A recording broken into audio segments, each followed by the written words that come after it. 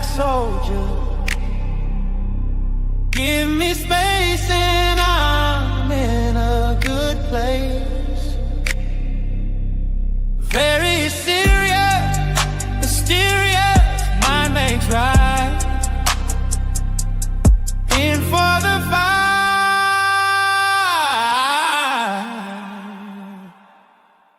Starlight out on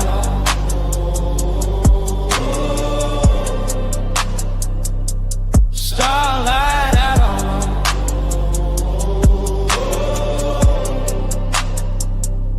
starlight out on cosmic soldier. Give me space and I'm in a good place. Very serious, mysterious, mind makes right. In for the fight.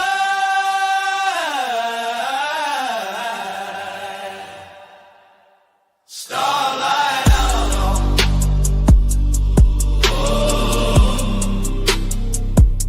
Starlight out on.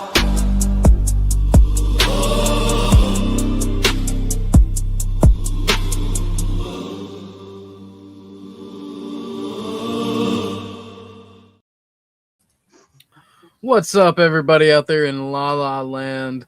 I did start on time, Mike. I did start on time. The fact that it is the fact that it is 8:32 means that I started on time.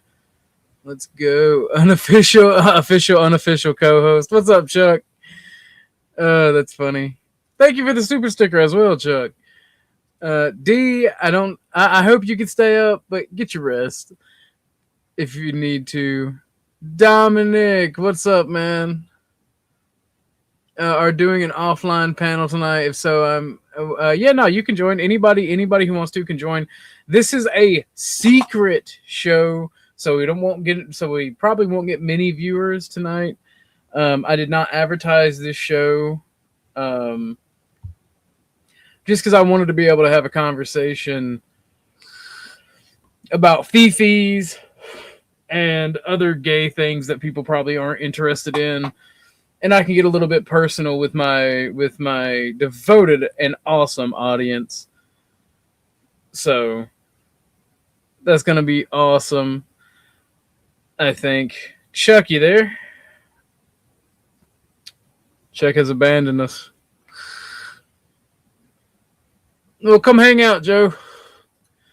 Don't advertise the stream. Don't share this one. I'm not going to delete it, but I want it to be a secret stream, only for those in the know and that pay attention. Oh, man. So I've talked to a good friend of mine about dieting recently, and one of the things that we talked about was cutting off sugar, right? And I have had one soda in the past 4 days. And I feel great, but I am having a bunch of headaches from that. So that's weird as hell. Kind of crazy. I'm assuming Chuck will be back. There's Chuck right there. And it sucks. The headaches suck, but I feel great. I've also been working out a lot until my arms are like, please stop, you're hurting us. And I'm like, no, more. So, hey Chuck, how are you doing today, buddy? Thank you for doing okay. Sorry, I had to take the dog out. Fair enough. Tucker's all tuckered out. Yeah, portions help too. Besides sugar, portions. Well, the portions have never been an issue for me, right? But when you say sugar, check everything you buy. Look under the carbohydrate area in the list of sugars. Yeah, everything you buy, bread, milk, it don't matter. I'm on my second bag of Chips Ahoy, big bags. The second one is the chewy ones. That's crazy. But not fucking It's crazy. The amount of sugar and shit is just wild. It is, especially between just loaves of bread. The amount of sugar is crazy. See, I got to look for all that shit because the old lady's diabetic. Yeah. Well, I mean, and that's another fucky thing, right? If somebody's diabetic or if somebody's trying to lose weight or somebody just wants to avoid sugars, artificial sweeteners and even natural sweeteners are not very good for you either. Nope.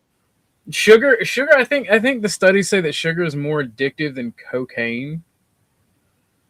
Like it's the most addictive drug and one of the most detrimental to you. Like it breaks down your teeth, fucks up your organs, and it fucks up on how your body runs. Like don't make no mistake, you do need sugar, you do need glucose. And by the way, this isn't medical information. For one, I'm a fat guy, so you shouldn't listen to me about dietary things.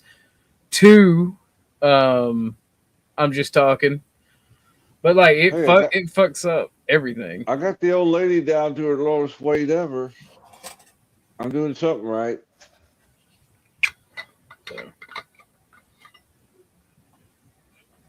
Well, I like I said, I feel great because I slept most of the day because I was feeling sick after last night's stream. You guys literally made me sick with all that arguing, Chuck. That was crazy. You think? Oh, it was fucking crazy.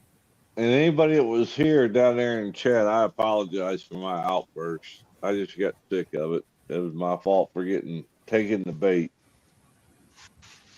Fair enough. Joe, if you want to hit the link is up there. I thought this was a no black drink. What the hell are you doing to me? Oh Lord. Well, Joe gets a pass. He's one of the good ones, you know. Oh, okay. He's not light skin. He's a red bone. Like, oh Lord. But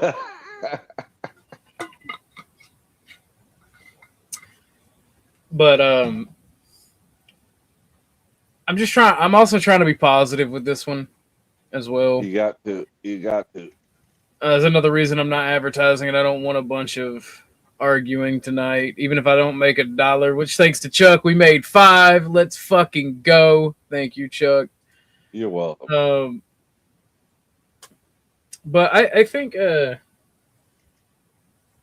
we should talk a lot about the feeling aspect of because I hear Joe and I hear a lot of other people talk about people are just soft or they're in their feelings. Our emotions inform most of our decisions. Is that a good or bad thing? Yes and no, right? If you're an emotional wreck and have no control or self-regulation over your emotions, it's an absolute bad thing. But if you are not necessarily stoic, because I think that stoicism in its entirety is something that a lot is just impossible to be 100% in control all the time and not have bad thoughts. Maybe I'm just misreading what stoic is, but our emotions do lead us to ways of thinking. It leads us to doing things of outcomes. Sounds gay with extra steps. Look, struggle. Look, all I'm saying is if you're gay, it's okay. It's 2026. You know, we're also going to talk about mental illness on this stream.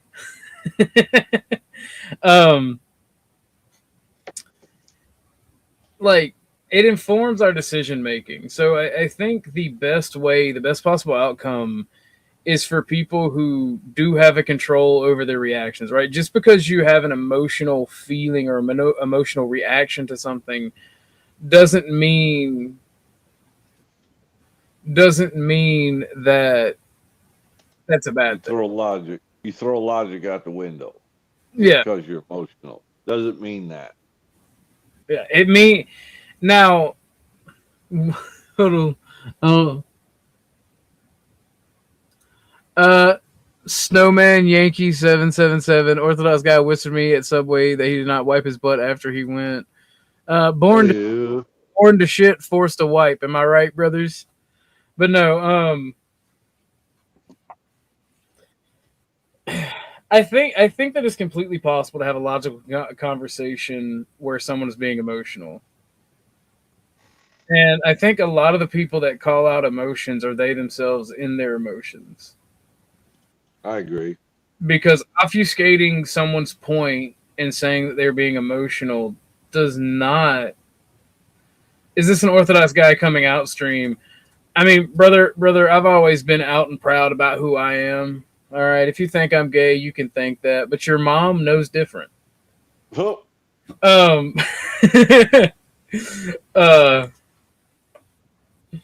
No, I'm just actually in a really good mood for like talking shit, and I think that people who don't understand their emotions and don't control them are fundamentally retarded. And I think that's the quest that all men have to go through, like the first quest that all men have to go through in life to be successful. And that is something that I'm still doing myself. I mean, I'm not successful, so take it with a grain of thought, a grain of salt, you know. But I know that when I have two dads jokes on you, oh, that's crazy. That's crazy. But getting one man in chat, I just punched the shit out of my mic.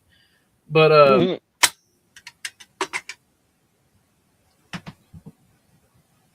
Joe was like, I'm a skinny black man. I do not need to diet. All right, I was just letting that shit run its course. Now I'm coming up. Crazy, Joe. But no, I think that control over oneself doesn't necessarily mean a lack of emotion.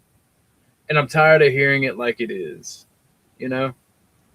Because humans are emotional creatures. We run on instinct and emotion. We're able to use logic because logic is a tool. And I wish Flo was here, because I would tell him and I would tell Joe and a few people that talk a lot about logic, that especially when it comes to religion, that just because it sounds good and logical doesn't make it true, right? Because there was, I can't remember the guy's name, I believe he was a Greek philosopher, and logically speaking, he made an argument that was perfectly sound logic about how you could never reach your destination. Like if you divided your destination in half each time you went halfway to it, you would never reach it.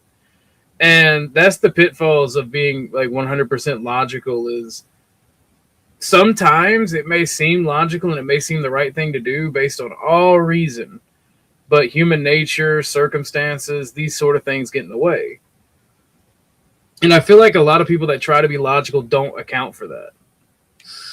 They don't account for the emotions of the people that surround them either. They don't account, and like you could say, "Well, that's not my responsibility." No, dumbass. But if you don't account for the fucking poisonous pit viper 10 feet from you, it's not your responsibility. But you're sure as fuck gonna wish you did in about 10 seconds. You know. And I think that's where the fundamental misunderstandings and miscommunications are coming from, especially on the panelverse. Maybe everybody's just gay as well. That could be a thing. No, what it is people think they're better than other people. Well, absolutely. Absolutely. Is what I think. I could be wrong. Well, I mean, there are people that are in better positions. There are people that are objectively better people. What's up, Joe? It's good, guys. Probably should have Lord. stayed my ass in chat. You're up here killing, man. I can't do but make it go worse, right? You're No. You Get emotional on you. No, you. I'm 100%. Like, this is a secret stream, so only the realest of niggas know about this one. Right. Okay. So, and I'm gonna be 100% open honest, right? You, Ike, Chuck, Dusty, Abe Dinkus, Emmett, and Grid, and D5 and Lauren have been some of the most positive influences in my life. And then I got a few IRL friends. Now, does that mean I'm gonna have the perfect ideology? Am I still a racist? Yes. Does that mean that I'm perfect? No. Does that mean that their influence is always going to be is that always going to make my mind up on something? No. But those people that I mentioned literally helped me grow as a person, and I'm appreciative for that. I don't know if you're aware, but you just picked a God spread balance right there. You know, if you had to pick a team, that's who you pick. We're so different, all the cats you picked, and all of us got hearts. I know me. I'm just thinking me, Chuck Grid so far. I can't remember the rest of the cats you said. Lauren, Big Heart. Yeah, and you need everything, right? You can't have everybody angry like me, or you know. I was gonna crack a joke, Chuck, Chuck, but at any time shit's going well, I can wait. Well, the thing is, right? So, like, the people I mentioned, the thing that I mentioned is, well, not laws. You're more like a annoying older brother, right? I like you, but I will never recognize you. And I've never disagreed with you on that, by the way. Nor have I ever claimed to. But anyway, the spread that I said, which was you, Chuck, Dusty, Ike, Lauren, Dusty, Ike, Grid, what? Abe, and Emmett. Abe, yeah. Like, I like all of those people for different reasons, and I listen. I may not do exactly as they do, but their word carries a lot of weight, right? And it's no particular order. It's no particular order. Dog it. All right, I lost sound when Chuck dropped. I'll be right back. Just come on up.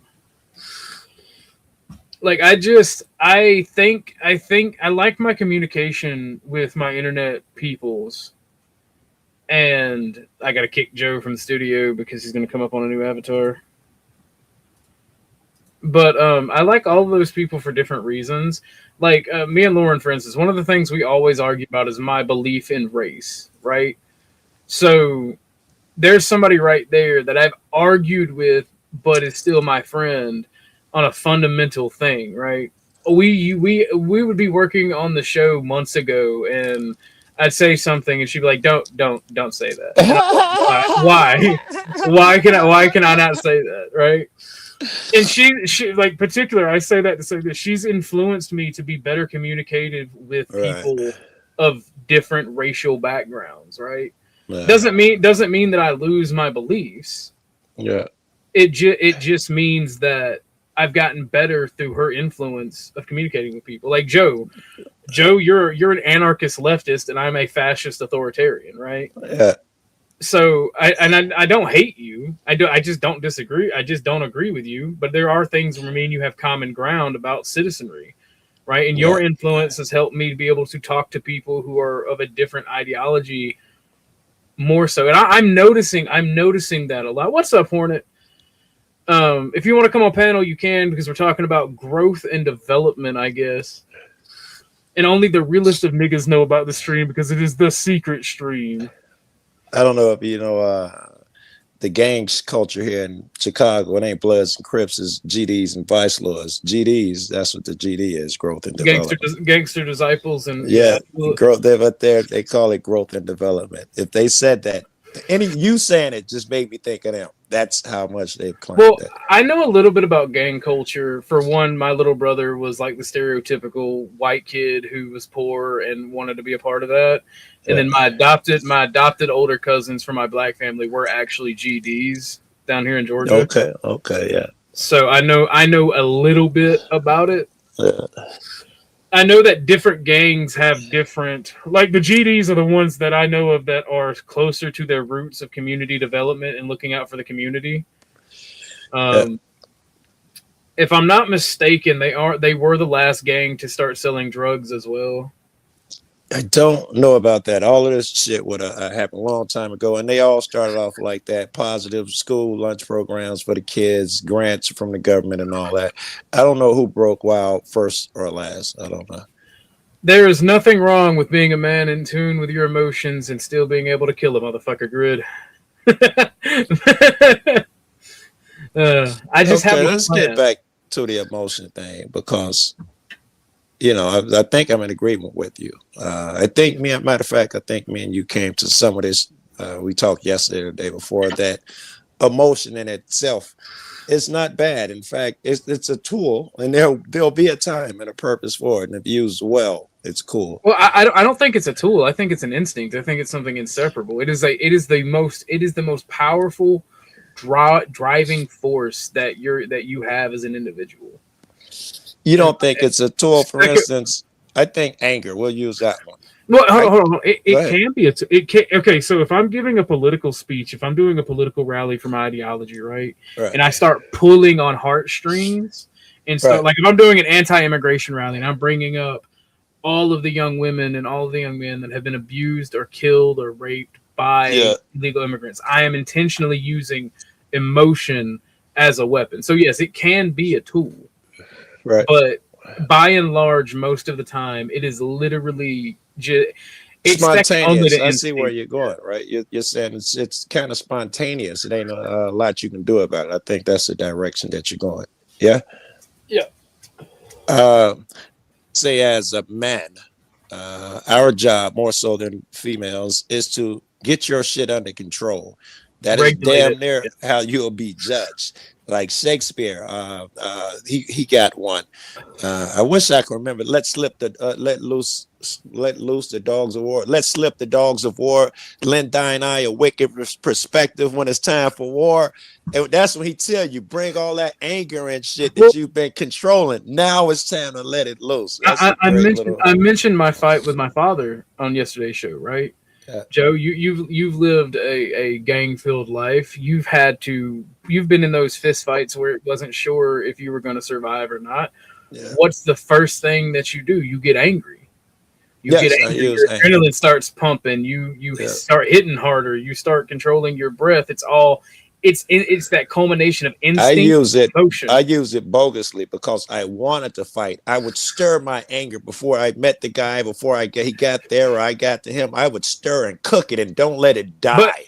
But until I saw him, I was an evil dude. That's where the balance. That's where the balance comes in, right? Because if you do just that, you're likely to lose because you're just running on emotion, right? If you've grown up fighting or you're trained to fight, that culmination of emotion and instinct makes you unstoppable. It's just like being on a basketball court at the right time. You're just like in the flow zone, right? If you've done it a lot, that go for fighting or whatever you're doing on the street in any sticky situation. That flow zone kick in.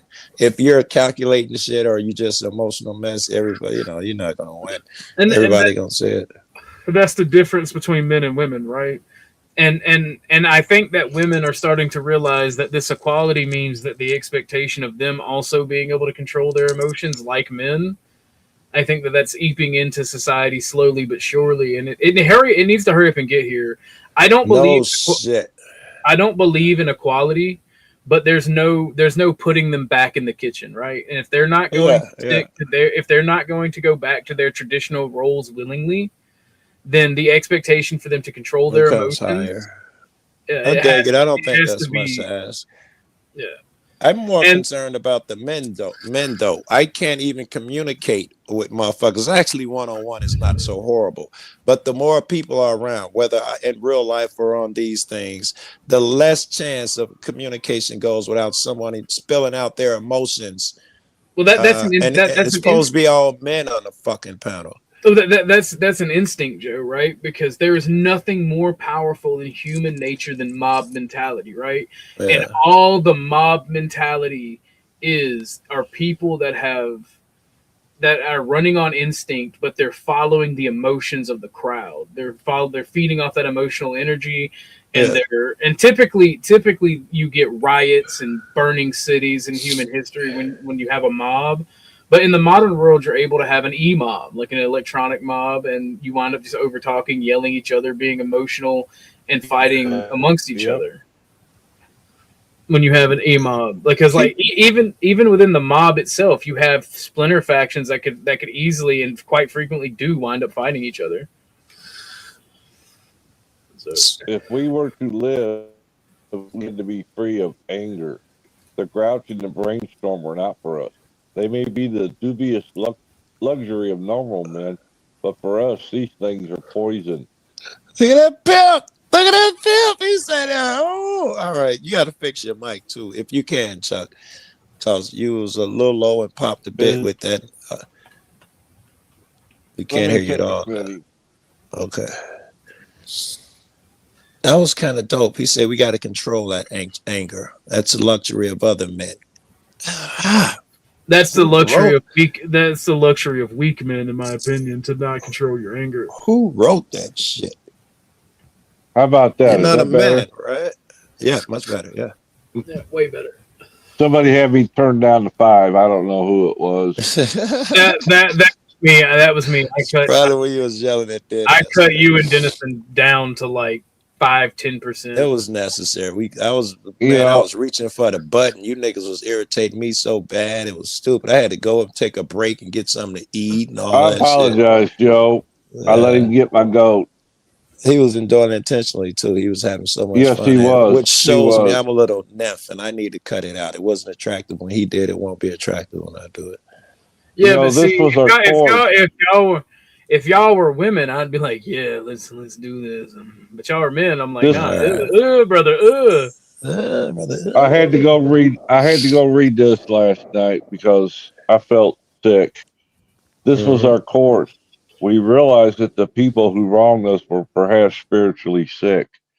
Though we did not like their symptoms and the way they disturbed us, like ourselves, were sick too. We asked God to help us show the power and patience that we would cheerfully grant. If it offends us, we said to ourselves, "This is a sick man. How can I be helpful to him? God save me from being angry. Thy will be done."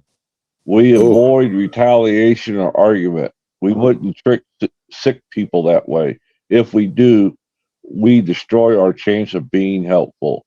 We cannot be helpful to all people, but at least God will show us how to take a kindly and tolerant view of each other and everyone. Jesus. And I Jesus. forgot that.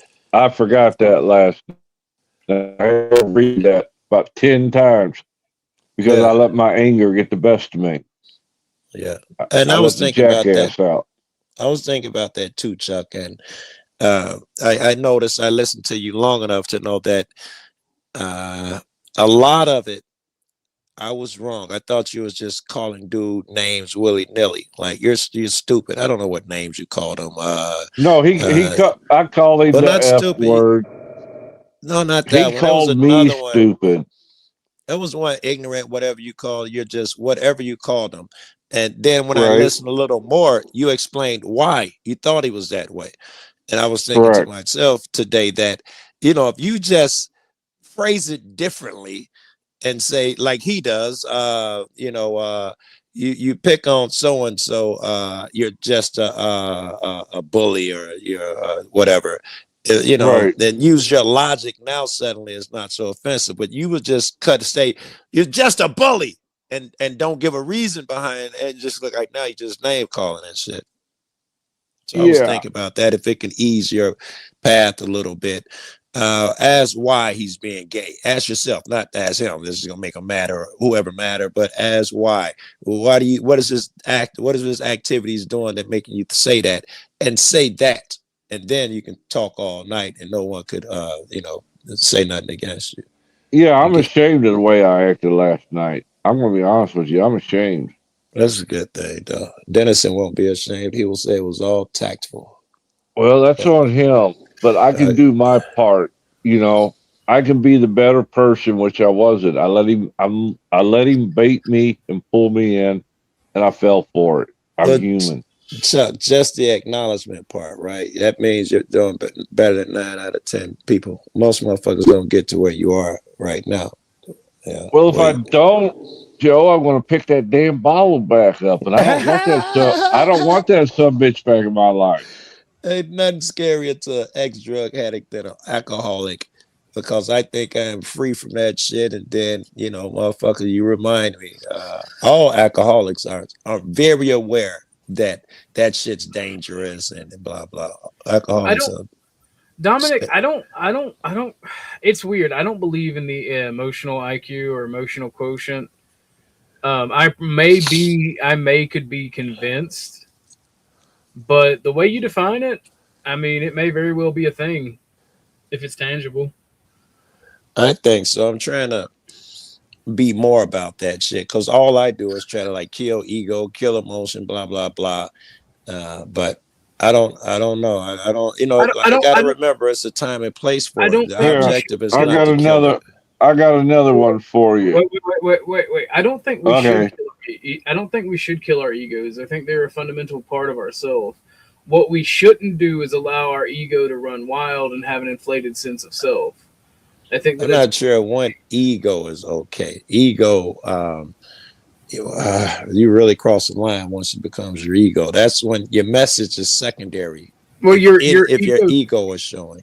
your ego in the way that I think when I think ego is the way I think when I think about ego is your ego is the totality of yourself as an individual, right?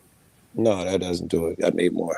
I don't do it. Okay, well for me, As a definition for ego, I don't understand with just that. The totality of yourself equals ego, right, Joe? I can't say yes. I don't really understand yet.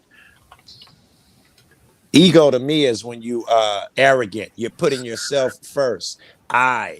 That's ego. The I'll crush the guy. oh, That's ego. Emmett, nothing happened. I the got a massive the headache and started playing video games in the background and forgot to leave the panel.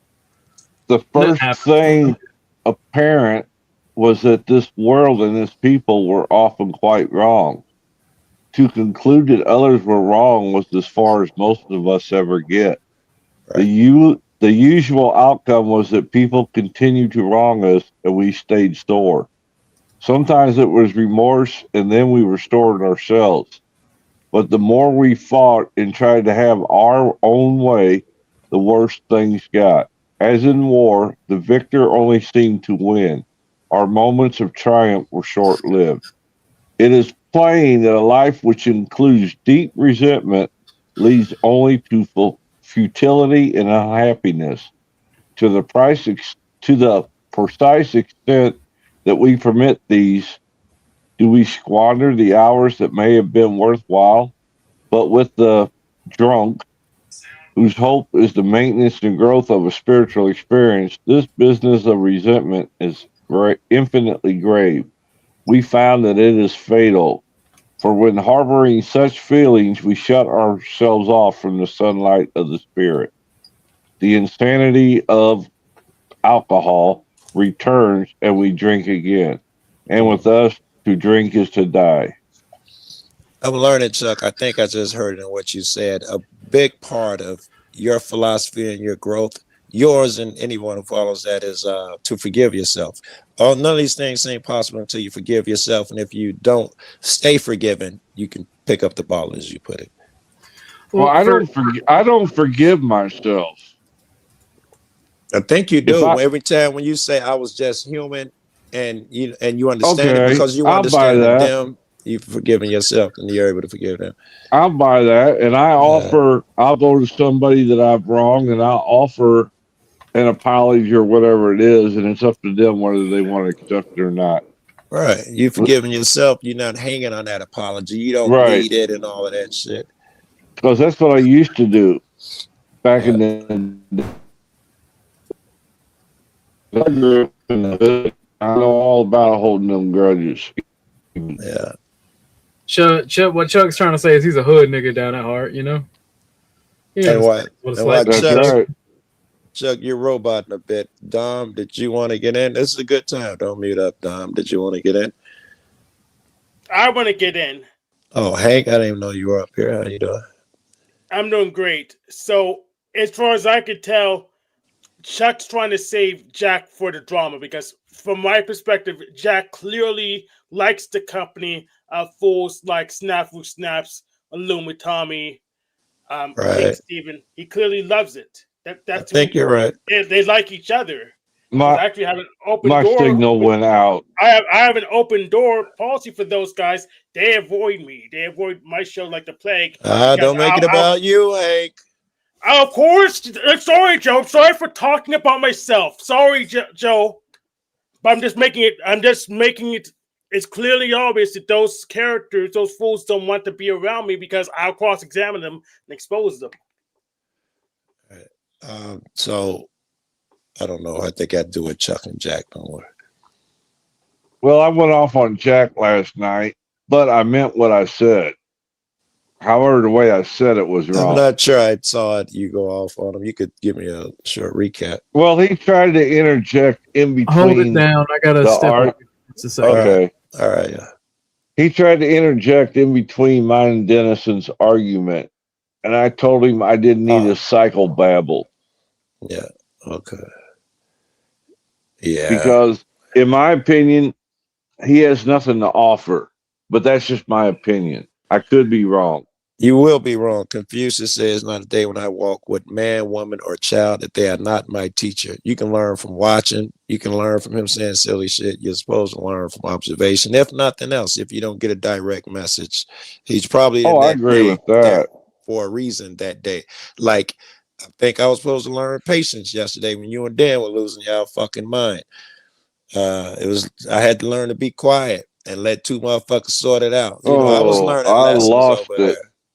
That's Yeah. a fact. I lost it, and I felt sick afterwards, Joe, Yeah. because that's how I ended up as a drunk in the first place, with shit like that. And then push you there. I think he'll admit to that and all of that. And I'm guilty of that shit too. I push people to make them. Oh yeah, snap. but you don't push like that. I I try don't not think to you do it do. with you I niggas could be because wrong. no, I'll do it to some racist fuck I don't like. I don't do it to you niggas, but I'll do it to a Vanta or a Steven, or I could think of a few more motherfuckers with shitty hearts. I will push them, have them screaming, "Yeah, I just hope you die in the street, hard R, blah blah," and I'll push them there. But you know, I pushed you niggas a few days ago. I still feel bad about that shit. That's all right. I got my flag out. Don't worry. It's got the big 3Ks on it, you know. I was gonna. No, I understand where you come from because remember, East St. Louis is where I was born and raised. I try to get away from that shit like you try to get away from that alcoholic shit. It'll suck you dry, Joe. That vengeance shit, that get him for it was a lot of aspects in there. Like even as a young person, when I started learning these lessons that I was wrong, it was great. I remember learning that the opposition wasn't opposition. I was probably Flo's age, so I should have been learned. But I was learning that, you know, these are my brothers. Just because they're GD and I'm a VL, this was dumb. And I would spend more time with them, and in front of my guys, I would tell them, "We're dumb. You're stupid for that shit." It's liberating, man. But I fell for it. Well, every night I do a personal inventory of myself. Listen, And I think I know what that means. Well, I try to look inward to myself to see where I was wrong. What did I do? Okay, that's good shit. Where could I have been better instead of being an asshole? Yeah, and it's constant. Every day I have to do that. I love you for it. I think most people every day, all they do is see what other people wrong them. They in fact do it to keep the focus off of themselves. They don't want that moment that you're so proud of taking every day. And it really, like I said, this program is a program about living. It's not a program about not drinking. It's about being able to interact with you dumb motherfuckers every day. Sounds cold as fuck. I ain't gonna bullshit. You sound like some fucking Khalil Gibran or some cold motherfucker wrote it. It's crazy. It worked for me. That's all I know. And if I don't keep on top of it, it will consume me. Because if I carried that grudge every day with me, and I pick up another grudge and another grudge, pretty soon I'm going to get tired of them grudges and drink them fuckers away. Dig it. Check that out. I never thought. I'm thinking of it now that if you would that cure your alcoholism and drug shit, if you just let go and forgive. That would include you and them and all of that shit. But according to what you just said, when you hold grudges, you pick up the bottle. If you let everything go, does that mean you got a better chance at being sober and not pick it up again? Or just examining. Well, it's like being a street thug that runs with a gun. If you quit running with the gun, you know, if you think before you react, maybe you won't drop somebody. You know what I mean? Yes, yes. And you see them It's, as you certainly that shit that you're saying. It's hard to harm a motherfucker. You just said something like, I was that guy there. I forgot how you phrased it. Mentally unbalanced. That is not what you said. I'm just throwing it in. You was like, I can't be sick, is what you said. I think he's sick. I was sick. I and can't treat him what would I do for a sick friend? Would I kick right. him? Ooh, yeah. I'm saying And something I'm similar. Motherfucker, let me interrupt a little bit. When I see people, Flo would be good at this. When a lot of people do this shit. When someone says something stupid, you get angry. And I got a lot of buddies who do that, and I try to calm them down. And that's how I tell them, but Joey said something stupid. I'm thinking of some good friends of mine and chicks who and I say, so that is your upbringing, is that when someone says something stupid, that is your time to show your anger and jump on them, as opposed to counseling them or showing them their ways or something. I'm trying to phrase what you just phrased there. well, see, but for me, it's dangerous. It's like a drug addict. That's how we got in this predicament in the first place. We let life beat us down to where we couldn't take it no more, and then we get started on that roller coaster. That's interesting too. Is the way I look at it. And I catch a lot of flack because I talk about the program here and there. Hey, But if welcome to I my world. I talk about racism too much, apparently. But go ahead. but didn't, if I didn't, and if I didn't fall back on what I was taught, Right. then I will become the thing that I don't want to be, that ugly monster that used to exist. Yeah. And I don't want to be that guy anymore. 'Cause like I said, I had no friends, I had no family, I damn near Right. didn't have a job. And at that Right. stage of life, I didn't care.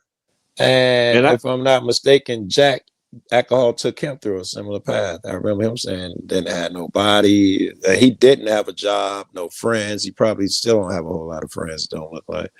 right. And that's what the problem, the best I can ascertain, that's what the problem between me and Jack is. I Is got these bullshit filters from working yeah, the program. yeah, And I've worked with hundreds, and I'm not exaggerating, hundreds of alcoholics. And I can see right through I understand. them to see if they actually, and this program ain't about, it's a God of my understanding. It's not about anybody else's God. And I don't want to get too preachy because I love this thing because it saved my life. Very good. But I do understand what you're saying about how you ran into so many people like that you can see through them. And I got to work on. It's insulting to me when people think they're getting over on me, and it makes me mad, and I punish them in some way, like I'm Yep. God. I got to be careful about that shit. I take it as a sign of disrespect. One of my friends who we've gotten high for 30 years together, drunk and nodding off, and I don't get high anymore. I'm around the guy, he's nodding off. No, I'm sleepy. I was like, this What disrespectful, the bro. hell's the matter? Yeah, what's the matter with you? No, I'm just sleepy, man. What, you don't believe me? Motherfucker can't get sleepy. Like, God damn it, you know how many times I've been high with you? What's that? Don't do it. And I used to tell guys I worked with, I'll walk to the gates of hell with you. But I refuse to go back through that gate. Yeah. Because One, it's been almost 20, it'll be 26 years in April, but I still remember wow. Remember how what it it was was. like when Yeah. I was a full blown alcoholic. Okay. I was like a tornado roaring through life. All right. Wow. I dig it. I think I got a little taste of that yesterday. That was like, I got an idea of what your angry drunk is like. Like when Jack it gets Yeah, mad when somebody's making him face reality. That anger part of him, I get a glimpse into what his angry drunk would have been like. exactly. And I don't take credit for getting sober. I give all credit to my God of my understanding. Dom and whoever else up there, y'all got to speed. I got to mute up because I got to grind some weed. Go ahead, Dom or Hank, whoever's up here. I'm trying to find my. Well, there's a word that I've shared with you before, Chuck. It's called recovery. Yeah. What is one covering up? I'm not covering up anything. I'm trying to keep from covering up. Wait, yeah. Let me work that through my head, Dom. They call it recover. So you're trying to get something that was lost. You're No, saying they're cover up. They're I covering up don't, something. I'm not sure those are the same thing. To No, they don't. recover means to get something that you once lost. To Well, Right, recover myself. recover means again cover. it. Yeah. For most addiction, doesn't matter which one it is, there's an emotion attached to it. Usually drinking is anger, smoking is grieving, weed is escapism. Again, well, you can say that whatever you want, but then again, have you been fully developed emotionally? A lot of that's in our child years. Hence why people, when they're in their child years, they're acting like a child. They haven't developed emotionally. Somebody should be able to go upside of you, downside of you, or right across your heart, and you're like, interesting.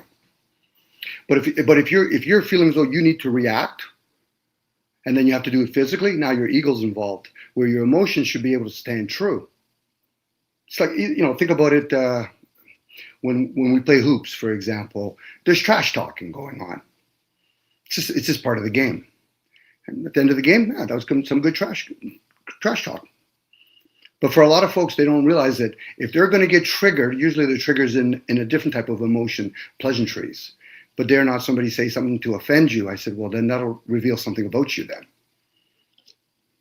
This is where they talk about Christ consciousness. You have to both be intellectually developed and emotionally developed. EQ. Yeah, IQ and EQ. But a lot of people use their IQ as a weapon to mask their emotions. Because they get hurt. I agree with that. They get offended. And they're quickly to insult somebody. I was like, okay, so what are you really saying about yourself? Forget about what you're saying about other people. What are you really saying about yourself? You don't actually hold how much value to yourself if you're going to insult another human being, regardless of the circumstances. Again, that's why it's called recovery. Well, I mean, I think there's a lot of. I think at least, especially on the internet, I'm not going to say at least on the internet, especially on the internet, there are a lot of people that just gaslight and joke and mess with one another. And it's not a conducive environment to say, hey,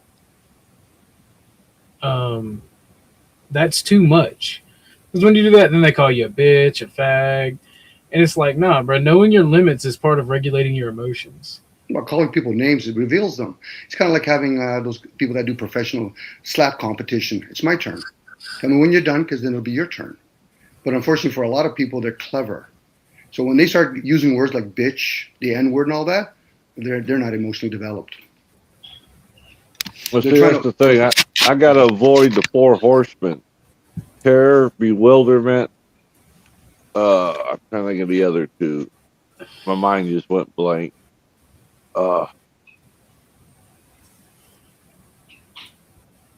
Shh, it's a secret stream, Ames. Shh. Yeah, they're using those words because they work on most people because most people don't think too hard. Just react. Oh, I think too hard. But you're saying it there. Listen to the words that come out of your mouth. You think too much. Where's the feeling part? My feeling comes from the heart. Sure. I believe feeling comes from the heart. I believe the thinking part comes from the brain. Yeah, and the heart can be wicked. You can actually have an overemphasis on desires. So at that point, have you actually done some gatekeeping? Have you tested the heart? That's why I try to practice these program I got every night. I run through what I'm supposed to do to see what I did. Terror, bewilderment, frustration, and despair. The four horsemen. It could be the four donkeys too. What was the first one? Terror, bewilderment, terror. Terror. Like you're afraid. Like you're afraid. Yeah. bewilderment, like you're confused, Confused. frustration because Anger. things ain't going my way, Right. despair because life has got me down. Yeah, I dig it. If That I last one, live there, I'm going to become that. that frustration shit. I remember I stopped selling dope and was like, how the fuck do y'all make money out here? If you can't hustle, it was like I was like depressed. I was like, what the fuck? I hadn't had a job since the 80s. I didn't understand. I was like, it's gonna be rough. And they had a cop watching shit fell into my lap. I was still on house arrest. Yeah, I can remember all my buddies when I quit drinking, and they go, "Oh, you're one of them now." I'm like, "What the fuck is a them?" And they constantly tried to pull me back Yeah, down to that level, to their yeah, level. yeah. I had But with buddies who God's help, I refused. wouldn't share a bag of dope to save their life. Once they see that I'm not blowing, suddenly they want to pull their shit out in front of me. Yeah, Joe, you want something? It's really good. I told y'all, yeah, I know. I'm just saying, Joe, so and so got a bomb. Yep, yep, yep, Yeah, yep. yeah, Same thing. yeah. Misery loves company, Joe. Agreed. I think that's why all these people get on panel. These are broke, miserable motherfuckers and get up and call me the hard R and shit because they want some company. It's my job not to let them pull me in. Or they use you, like I figured, they use you for a whipping post. I don't know. You got to participate in that, and I don't participate in that. Certainly don't feel whipped, and if I ever get angry, I feel like I can whip harder. And I don't worry about. I Well, don't know. it's figure of speech, Joe. Figure of That's what speech. I'm saying. Maybe they feel like they're getting something off. Right, right. I don't know. I don't Like have a desire to whip niggas and control people, so I don't wake up with that desire. I want to take something out on somebody. That's not like true. I should not have reacted last night the way I reacted, and I let him turn me into a whipping post. There's only the But nouns. You should have listened to Jack. You shut him up and said he got nothing to teach you. Damn it, you should have shut up. He'd have told you, Chuck, there's only the now. What's up, And Peace Dynamo? damn. that was a failure on my part.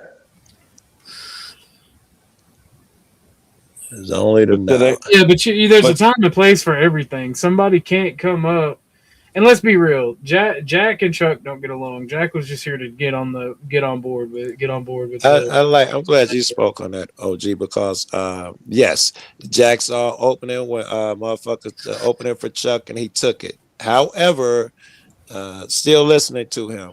That little shit he said about that mirror shit, he was trying to go somewhere about you really talking to other people. He was trying to go somewhere. And I saw that too, that of course he's gonna try and pile in on Chuck, but it's part of life. It is what it is. Jack just goes in circles all the time. That's why I didn't bother to actually debate him on there's no secret thing because he didn't study even 5 minutes his own argument. So he was just going to do his same old script. I see your point. you're right, Hank. It'd have been like just the conversations y'all had a million times because he's going to follow the same script. Yeah. Yes. So it's no reason to waste my time if he's not going to take it seriously. Yeah, I don't know if even he could take it seriously. It's in his ability and capacity to change and do a different thing. I don't even know if that's a thing of his yet. I haven't seen that attribute. Yeah, I haven't seen it recently. Period. It looks like he's pushed everywhere he goes. He's not steering the ship. I used to call it. We had a saying in the program. We called it two-stepping. We admitted had a problem, and then we got a little taste of this God concept, and we took it too far. Yes. We didn't do the work in between to get there. We went from one extreme to the other. I call that in YouTube world, you're 15,000. When you get 15,000 subscribers, you lose your mind. You think you're that guy. Everybody tells you you're that guy. And that's when your ego take over and you're not doing the work no more. It's all ego. I've seen that when people get monetized. Their whole show changes because they got monetized. Yeah. And it's like, this ain't even the same guy I used to help Yep. to get the monetization. Or And then popular. get, You don't I have to feel get personally monetized. If attacked. you can get popular, you can fall victim to that too. I feel personally attacked now, Chuck. I have stayed no, in the I, game. I was with, Gen X Jeff when he had 50, 75 people. Yeah. And I fought to get him subscribers the best way I could. I bought the memberships and all that good stuff. Yeah. And then he got monetized, and then he totally forgot. Yeah. I I was was there a with him douche. early. Yeah, I was a Booted douchebag my all of a ass. sudden. He didn't tell me what I did. He just booted me. That's He because you didn't black, tell. He Joe. still ain't told me. Yo, it's crazy. Yes, Gen X Jeff got mad at me because I said autism was socially constructed, and he knows I have an autism diagnosis, but he didn't like that I disagreed with him and his chatbot, so he I banned thought that me was. secretly. I thought that was great, Hank. When the few times that he did allow Hank over there, and I was there with Hank, this would have been a while ago. But when he throw up one of them excuses, Hank could say, "Well, I'm not like that. I don't do that." That was. I thought how because he always said, "Y'all don't know because y'all don't have it, so y'all just wrong." It was nice to have a motherfucker up there with autism with an opinion.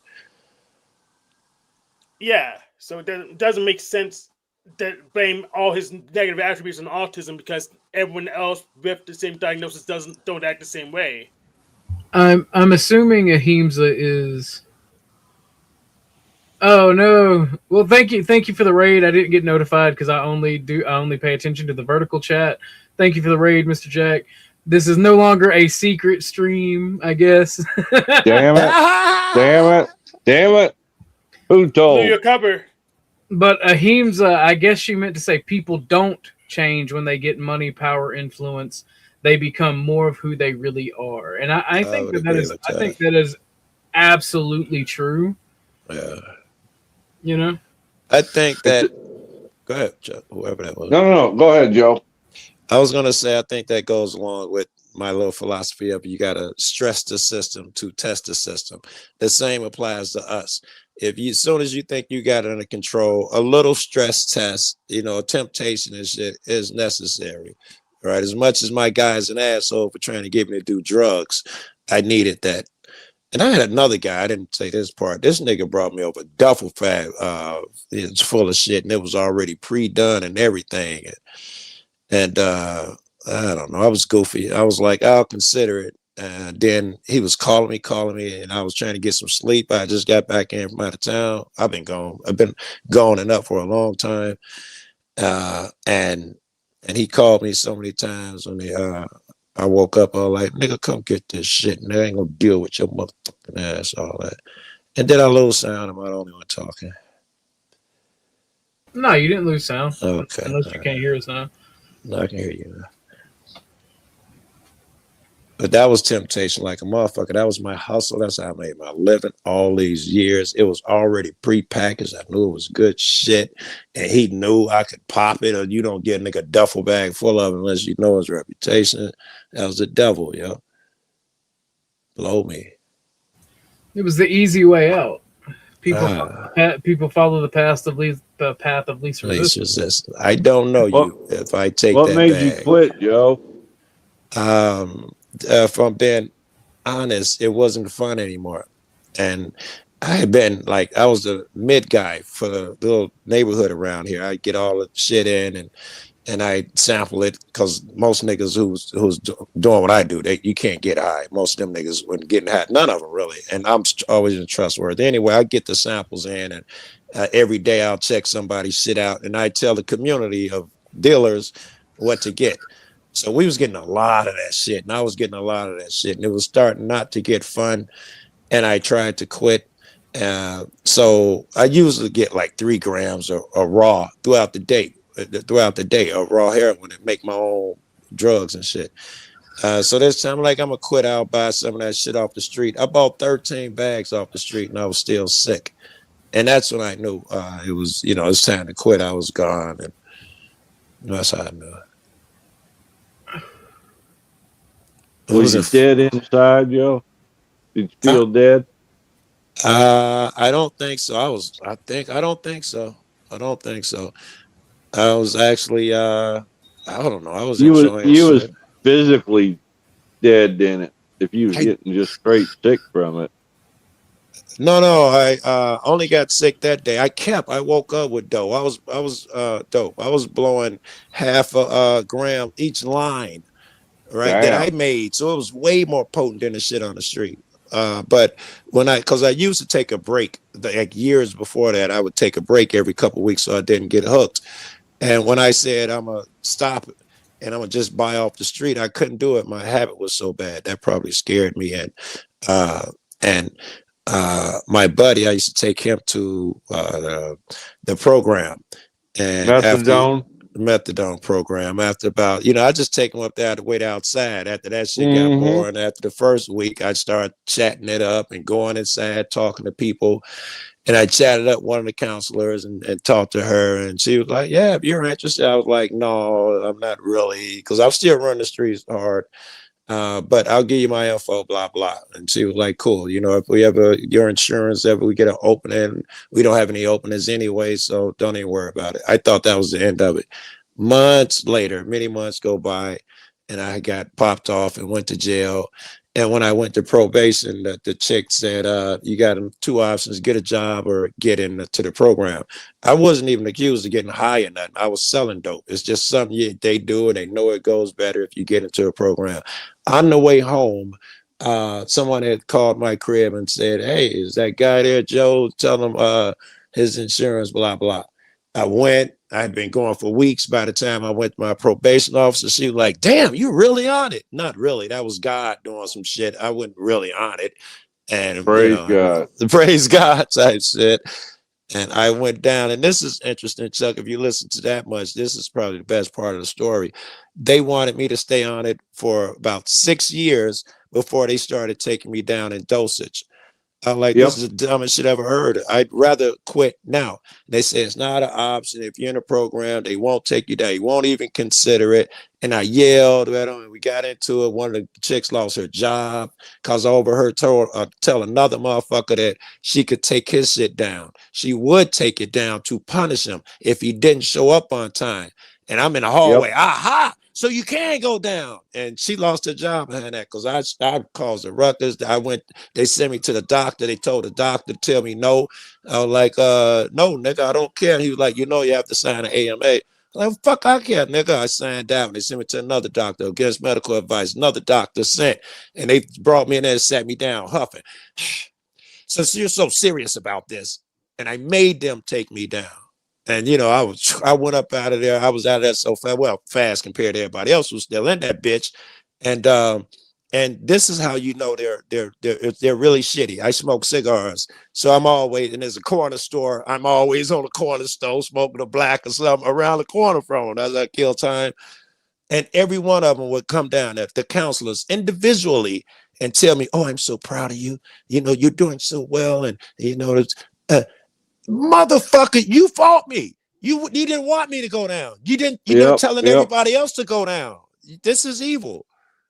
I got in an Every argument with them at the methadone clinic when I was working with a fella. I'm like, this is bullshit. All you're doing is substitution. yes, I agree. This motherfucker get that shit, he'd be higher than a fucking kite. I'm like, Ooh, I yes, was pissed. I'm like, yeah. the court gave me this guy, and I'm supposed to help him, and y'all are keeping him fucked up. Oh, that's brutal. They shouldn't put that burden on you, man. Really. Well, I volunteered. No, We no, had no, no, no, no, no, no, volunteers. no, no. I mean, the place should not give you a nigga who they not going to allow to get off of dope. That's like giving you an alcoholic. They ain't stopped drinking. Here you go, truck. At least give me somebody I got a shot to work with, man. He's still on drugs. You're the supplier. And what am Yep. I supposed to do? I got to tell him to get off, but you won't allow me. That's a fucked up position to be in. Yeah, that was a hard fight when I worked with people in the methadone program because they love that methadone. Yes, niggas getting gallons of that shit. I couldn't believe it. It was crazy. Once you build up trust, I mean, it's just the greatest dope spot in the world. Yes, The sir. methadone clinic, right? Them niggas got to line up. You can talk to them crazy like we used to do on the street. Nigga, get in line. If you ain't here by so and so time, that's how they talk to them and shit, Joe, and all of that shit. But you could stand outside when they came out and flash them money, and they'd sell you their methadone. I did that when I was hustling. Like, if I was going out of town, I wanted to take a break. I'd go outside. Well, I knew I was a street nigga. I ain't got to flash money. But the methadone clinic was right next to where you buy the pills at. So I would go down there, buy my pills. I'd get, which it was a little bodega type store next to it. It had little 25-cent Kool-Aid juice thingies with the content with aluminum foil on the top. You snatch that off, drink your shit, and they pour the methadone in there. You give them the bread, and you save it for when you want it and shit. We did that shit. God, I remember them days. Shit.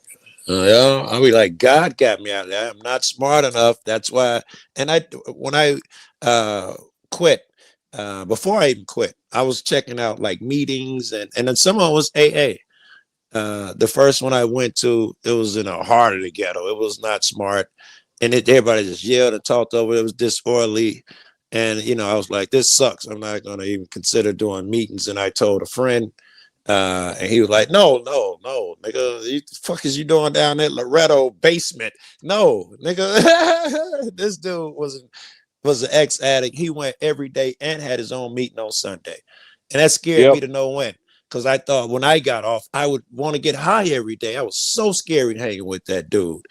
But he took me to other meetings. And I met guys who I knew who had cleaned up years before me and were now speaking. And I mean, gangbangers and niggas I admired. It was great. And then I don't know if I by then I think I went on the AAs. I was examining shit on my own after that. And I know I went to another AA or two, and it was the absolute. It was so great. I don't know what was said afterwards, but they stood me up at the meeting. I thought I didn't do nothing special, and everybody had been passing around a book and put their phone numbers and this and that, and where their companies are and all of that shit. And they was like, "This book costs this amount of money. We giving you this for free." I gotta still have it here in the house. I was so impressed with them guys, bro. So fucking impressed. That's how we did it, Joe. That's how we did it. And when I got out, I never went back to any of them, and I never craved or anything either, though. Go ahead. Well, I'm just thankful you were able to get off the shit. Yes. I say God, it ain't me. It ain't me. It ain't like I'm smart, and, motherfuckers be crediting me. If somebody going to do it, I knew it was going to be you, Joe. I take no credit. I'm not that smart. There's a club down in East St. Louis. If you ever roll through there, ask about Charlie T. He was a big old black fella. He was 6'8", 6'7", something like that. He was a big guy. Yeah. Woo! He was inspirational as hell. The hell he went through to get clean. Very good. Tell me about it. And every year we threw at Thanksgiving and Christmas, we always put functions on for anybody, street people, alcoholics, addicts, it didn't matter. And we put on a big feast, let them come in and eat. Yeah, I had chips too, right? Don't y'all have chips? Chips. Yeah, I want to win chips so bad. And every year, Charlie T at the end would break out in a song, "Lean on Me." I'd have been broke. I know that broke y'all, Joe. Broke y'all. Yeah, everybody. That man. Oh, he get right to the soul with you. Mm-hmm. And he didn't pull no punches. Well, listen, you got a lot of that going on. That's the reason a lot of us admire you, Chuck.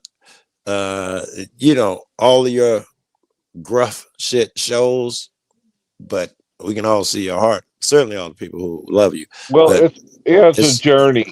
It's not the destination, it's the journey. It's a journey. I like Jack more and more every day. There is only the now that'll solve all your problems. You'll never be like, I shouldn't have did this, shouldn't have did that. Remember the now. Here is your opportunity. He called me a bitch. What do I do? Here is the now. Last time I checked, when he called you a bitch, you said "blow me" as he was throwing you off panel. If I remember right. I think Hell, so. Hank might have been there that day. I was You there. got If you y'all got are in, blown, and he hit the button. if y'all were enjoying Right. if y'all are enjoying the conversation, please consider tipping the host. I'm just letting it happen because I feel like this is good for the panelverse. If This type any of of you hopped conversation off of yesterday. drugs in the last 15 minutes or alcohol because of what you heard up here, donate. I'm going to tell you, Joe, you got me in tears right now. I don't know what I said or did, but good. That's that heart shit I was talking about. It's your experience, strength, and hope you're sharing. Experience, strength, and hope. Experience. Joe, I don't know if you got a hater. Somebody's joking, but Joe can steal a chip out of a bag across the room with those fingers. I feel like that's an ex or a best friend that's upset with That's you. funny. Yeah, it could be an old motherfucker because all my other friends crack on me like that. You just fucking reached in, grabbed their last Lays, and just popped it in your mouth. Oh, y'all don't know me because I always used to stream from the car. Thank you for being here, Special K. You know what my sponsor used to tell me, Joe? He say, take that chip, put it on your, anytime you want to drink, put that chip under your tongue and see if you still want to drink. Right. And it's like, or I'd call my sponsor up. I was bad. I'd call him every day. Wow. I'm going to the liquor store. He say, don't move. 5 minutes later, he's at my door. He said, get your ass in the car. We're taking a trip. And we go to a meeting. And it didn't matter what time of day or night, this son bitch would come get Find a meeting. Make Chuck and Joe stop having to eat most of those snacks. All right. Hands above the desk. All right. Hands above the desk. Yeah, and I think it's only fair to Dusty we change the subject for a little while. Well, we used to go to Sex Anonymous meetings and wait outside for the relapsers. Hey, yo, okay. Yeah, it's a joke. It's a joke. I used to go inside and try to pick up women. Hey, what can I tell you? Look, I have a new way of picking up chicks. You know, I like big booty Latinas, right? I just go outside the ICE facility, wait for them to come out. Look, green card. You need a green card. She's with me, officer. Do it like walk up, throw a Roman, look at him, but like, yeah, let's go. I didn't mean to hijack the stream. Sorry about that. No, I was just letting y'all. It was positive. It was necessary. I be needing that shit, Chuck. Cause I swear to God. This motherfucker be needing it for sure. Who? Me? No, me. I'm talking about me. It's not all about you, Chuck. It's not all about you, Chuck. Also, Dusty, thank you for the super chat. I appreciate it. I had a funny story along that line. Let's hear it. Go ahead. Yeah. So when I was younger in college, I was told by someone, I don't know who the fuck they were. They just thought like maybe you're codependent, and so they recommended like Codependence Anonymous. I went to one freaking meeting, and there was 10 people there. I left with 5 phone numbers and knew I wasn't that fucked up. Meaning you needed anonymous. Yeah, I mean, they're all wanting to be my friends. And I'm like, okay, I'm not that codependent. You're not supposed to like share your phone numbers. It's like everybody was like so codependent there. I was like, I'm not that messed up. I didn't give anyone my phone number. Ahimsa is what we call co-dominant. I don't know. It was just wild. Well, you do have a bubbly, happy personality. I don't think I've ever heard you angry on these YouTube man, you weren't screens. around today, but yeah, I was pissed off earlier today. I don't even. Yeah, well, if it's related to the story you told in chat, I understand. Jesus Christ, that was harrowing. Funny as fuck. I was like, I was out getting one kid like trying to do college shit for next year and clothes shopping and all kinds of crap. And then my youngest texts me this picture from our fucking driveway of, of the popo arresting someone. And I was like, are you shitting me? That's crazy. But yeah, apparently they broke across like this street. Across the street, I have 10 acres. And so I live on a farm. And apparently they broke in the back of the 10 acres. And a cop chased them all across that. And then they crossed the main street and then ended up in our driveway. The cop tackled them. And your kid was filming. That's the only thing I heard because I'm a nerd. My kid took a picture of it. He didn't film it all, but he's like, "What the fuck is the dog going crazy for?" You know. And so then he looks out and sees it. And yeah, I'll find out tomorrow from my other neighbor. Yeah, his mother was. Huh? Go ahead, finish up. I think it was about probably drugs. I mean, there's like some people who sell on the other street over, so I don't know. Anyway, we had the same problem in Alcoholics Anonymous. There's good groups and there's bad groups. I was taught the difference and showed the difference, which made the difference. no, I mean everyone was super fucking friendly. That's not the point. It's like if you're going to a Codependent Anonymous meeting, you're not trying to like meet everyone and then befriend them and all that kind of shit. It's like it was too friendly and like too codependent, you know. So I'm like, Well, we always asked first if they wanted phone numbers. yeah, We just didn't force it. Was it. like they were pushing it on me because it was just like I need a friend and like it was so codependent and I'm like, okay, I'm not that fucked up, you know. That's the wrong type. Well, Yeah, that was the wrong it might type. work for them, but I mean, I just wasn't. I don't know. It didn't fit. I was like, nah, that's not my problem. I don't know. I got something, but yeah, it was funny. I thought it was ironic.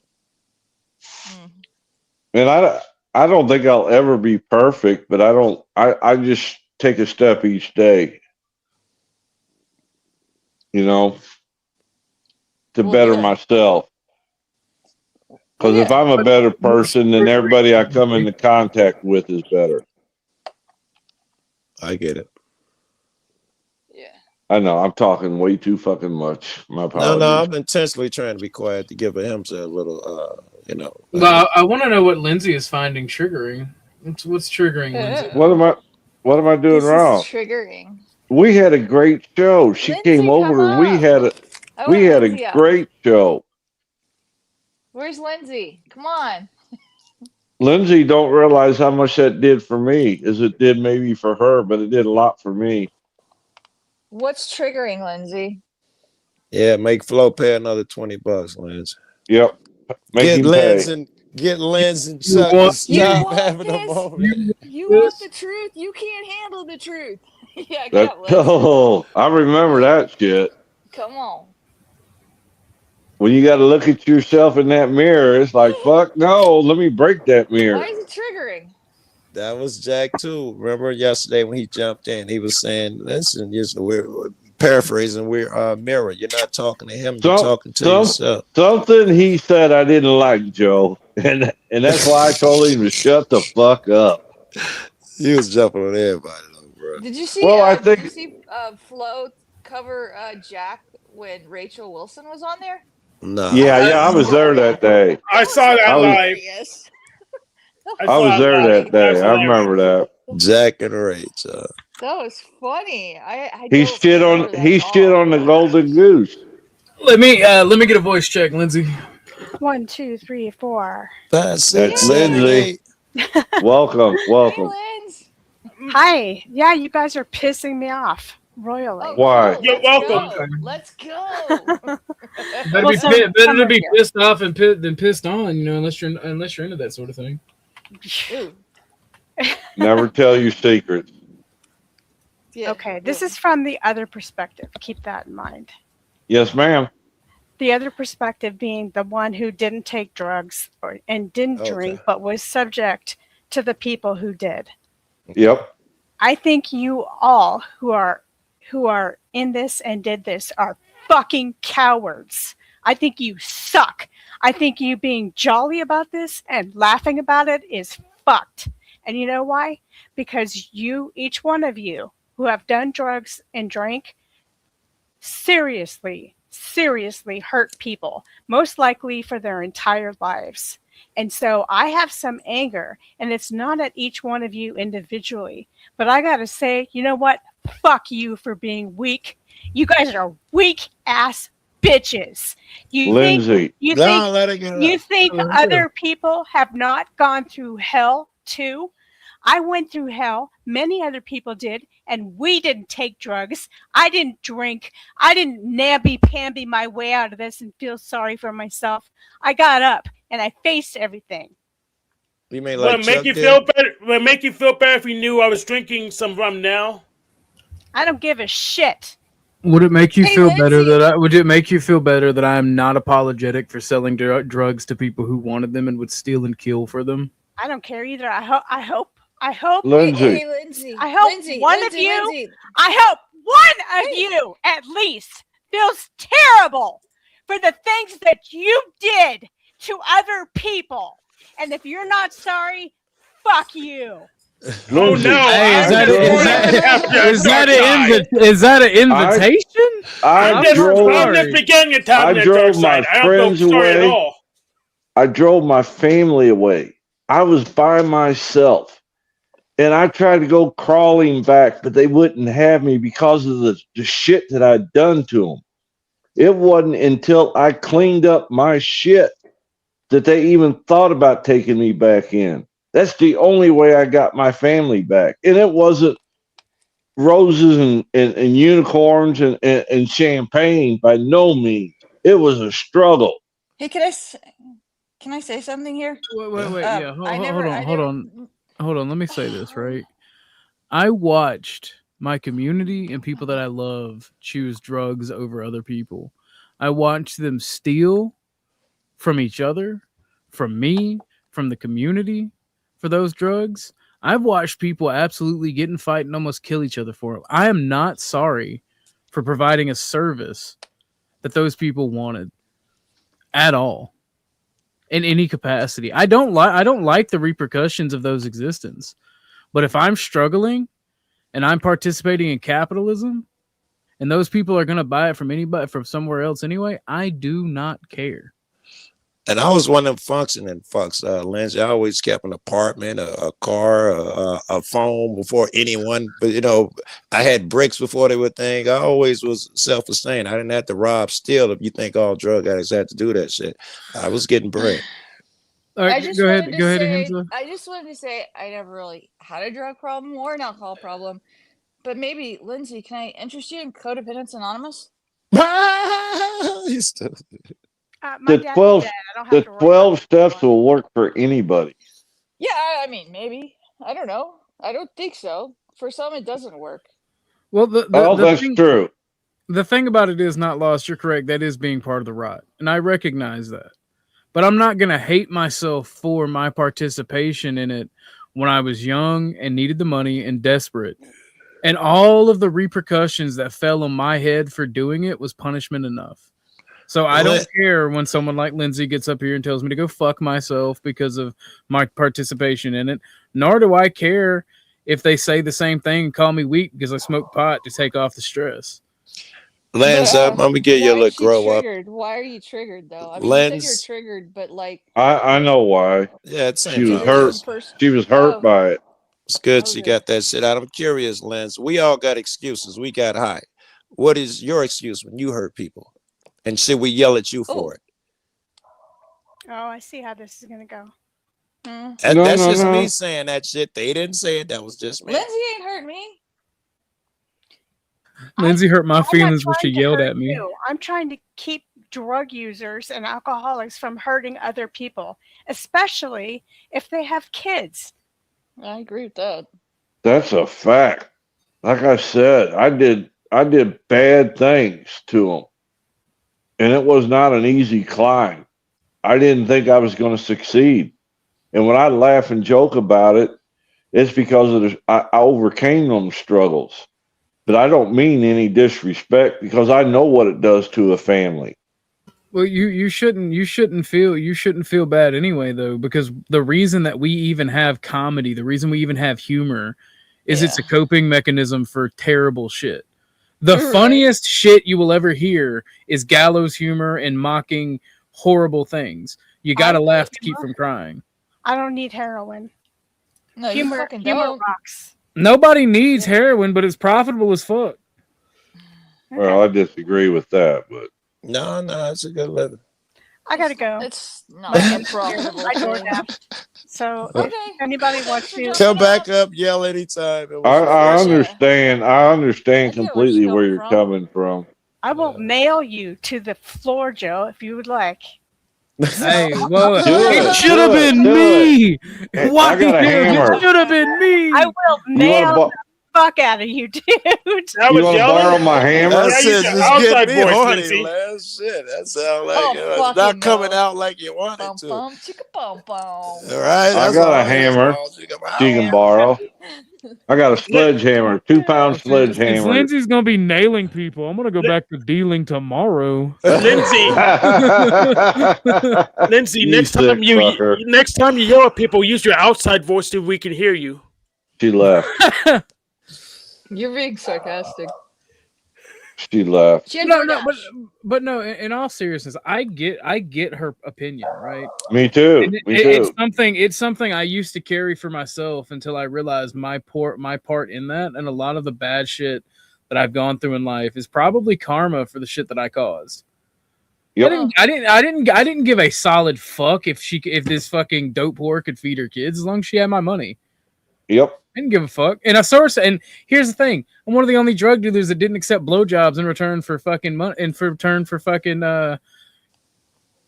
drugs. You mean I wanted you money? You lied to me. What? Wait, we don't want to know about this part. That's Okay. crazy, Chuck. Like that's the thing though. That's the thing. I only cared about the money because it was purely about survival. It wasn't about I'm trying to profit off of people's misery. It's literally I'm miserable, I'm poor. This is what I need to do to survive. I don't know how much different it is than what everybody else goes through.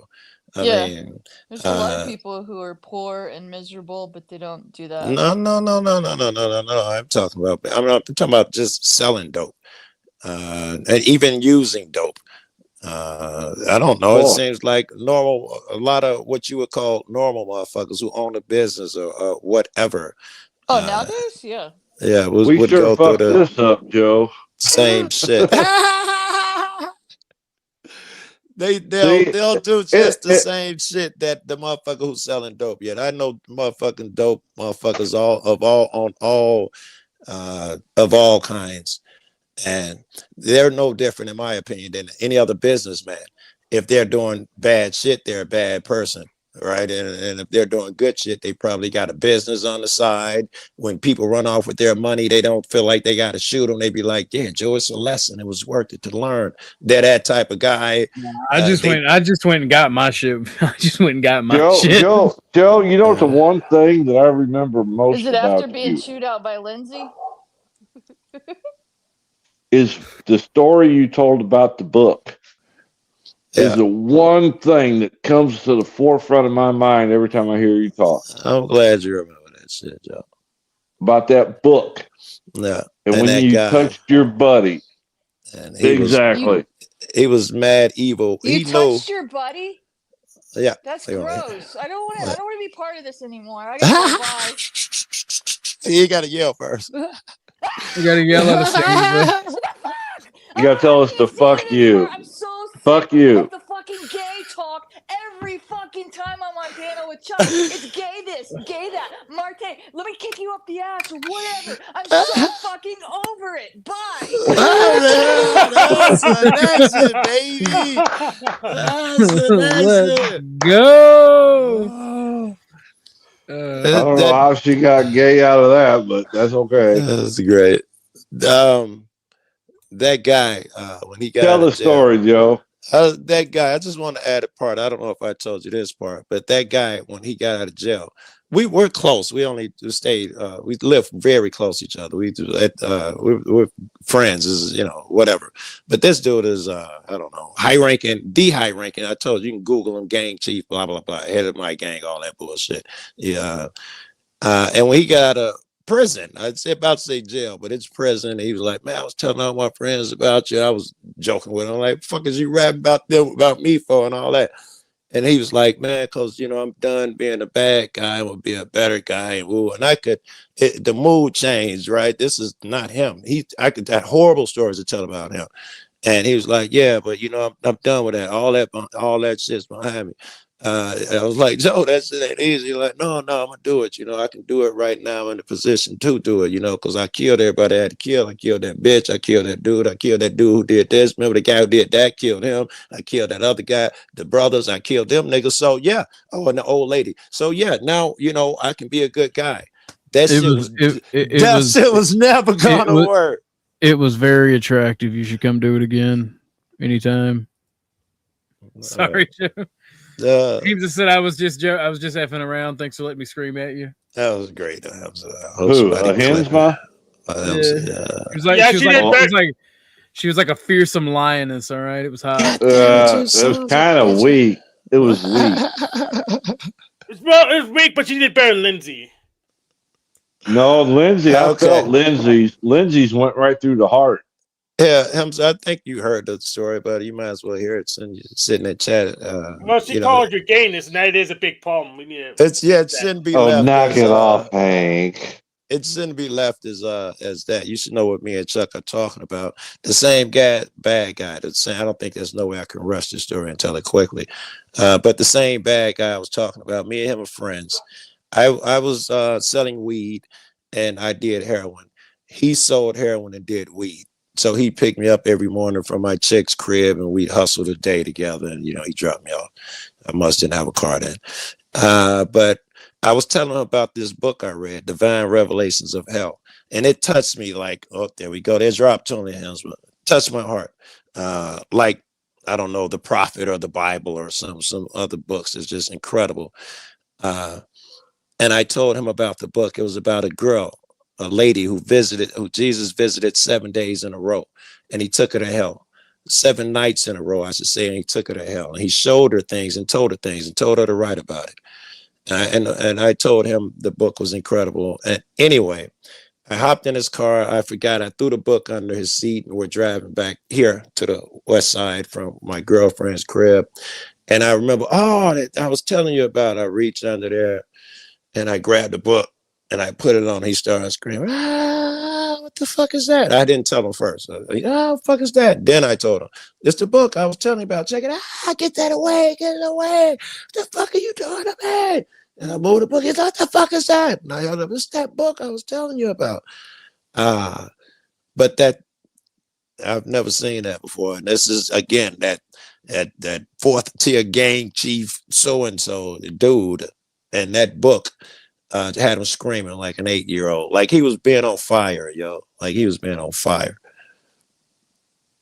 Divine Revelations of Hell. You should look it up and read it. It's really nice. But Lindsay, if you're still here, there's ways to get through this. It's the same way we got through it. We're joking about it now, but it was pure hell, wasn't it, Joe? Trying to get here. Yeah. I could tell you, about the trying to clean up shit. That was hell.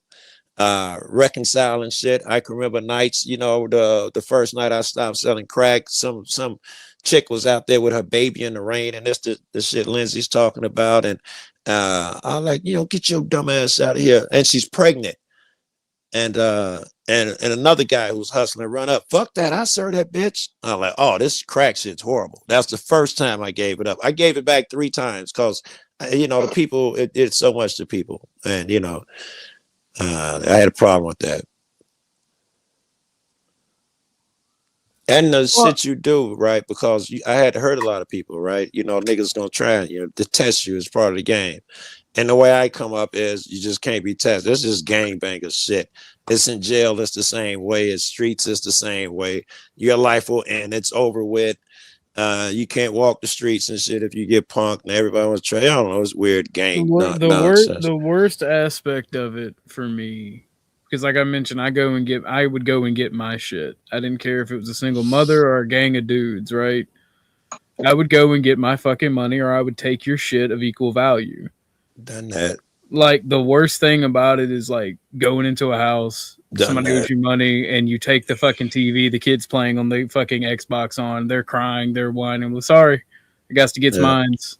Did that. We tied up the family and started doing the shit, and this idiot walk in. That was fucked up, but yeah, I've been there. It's not a good lifestyle, and it does fuck with you if you're a decent human being.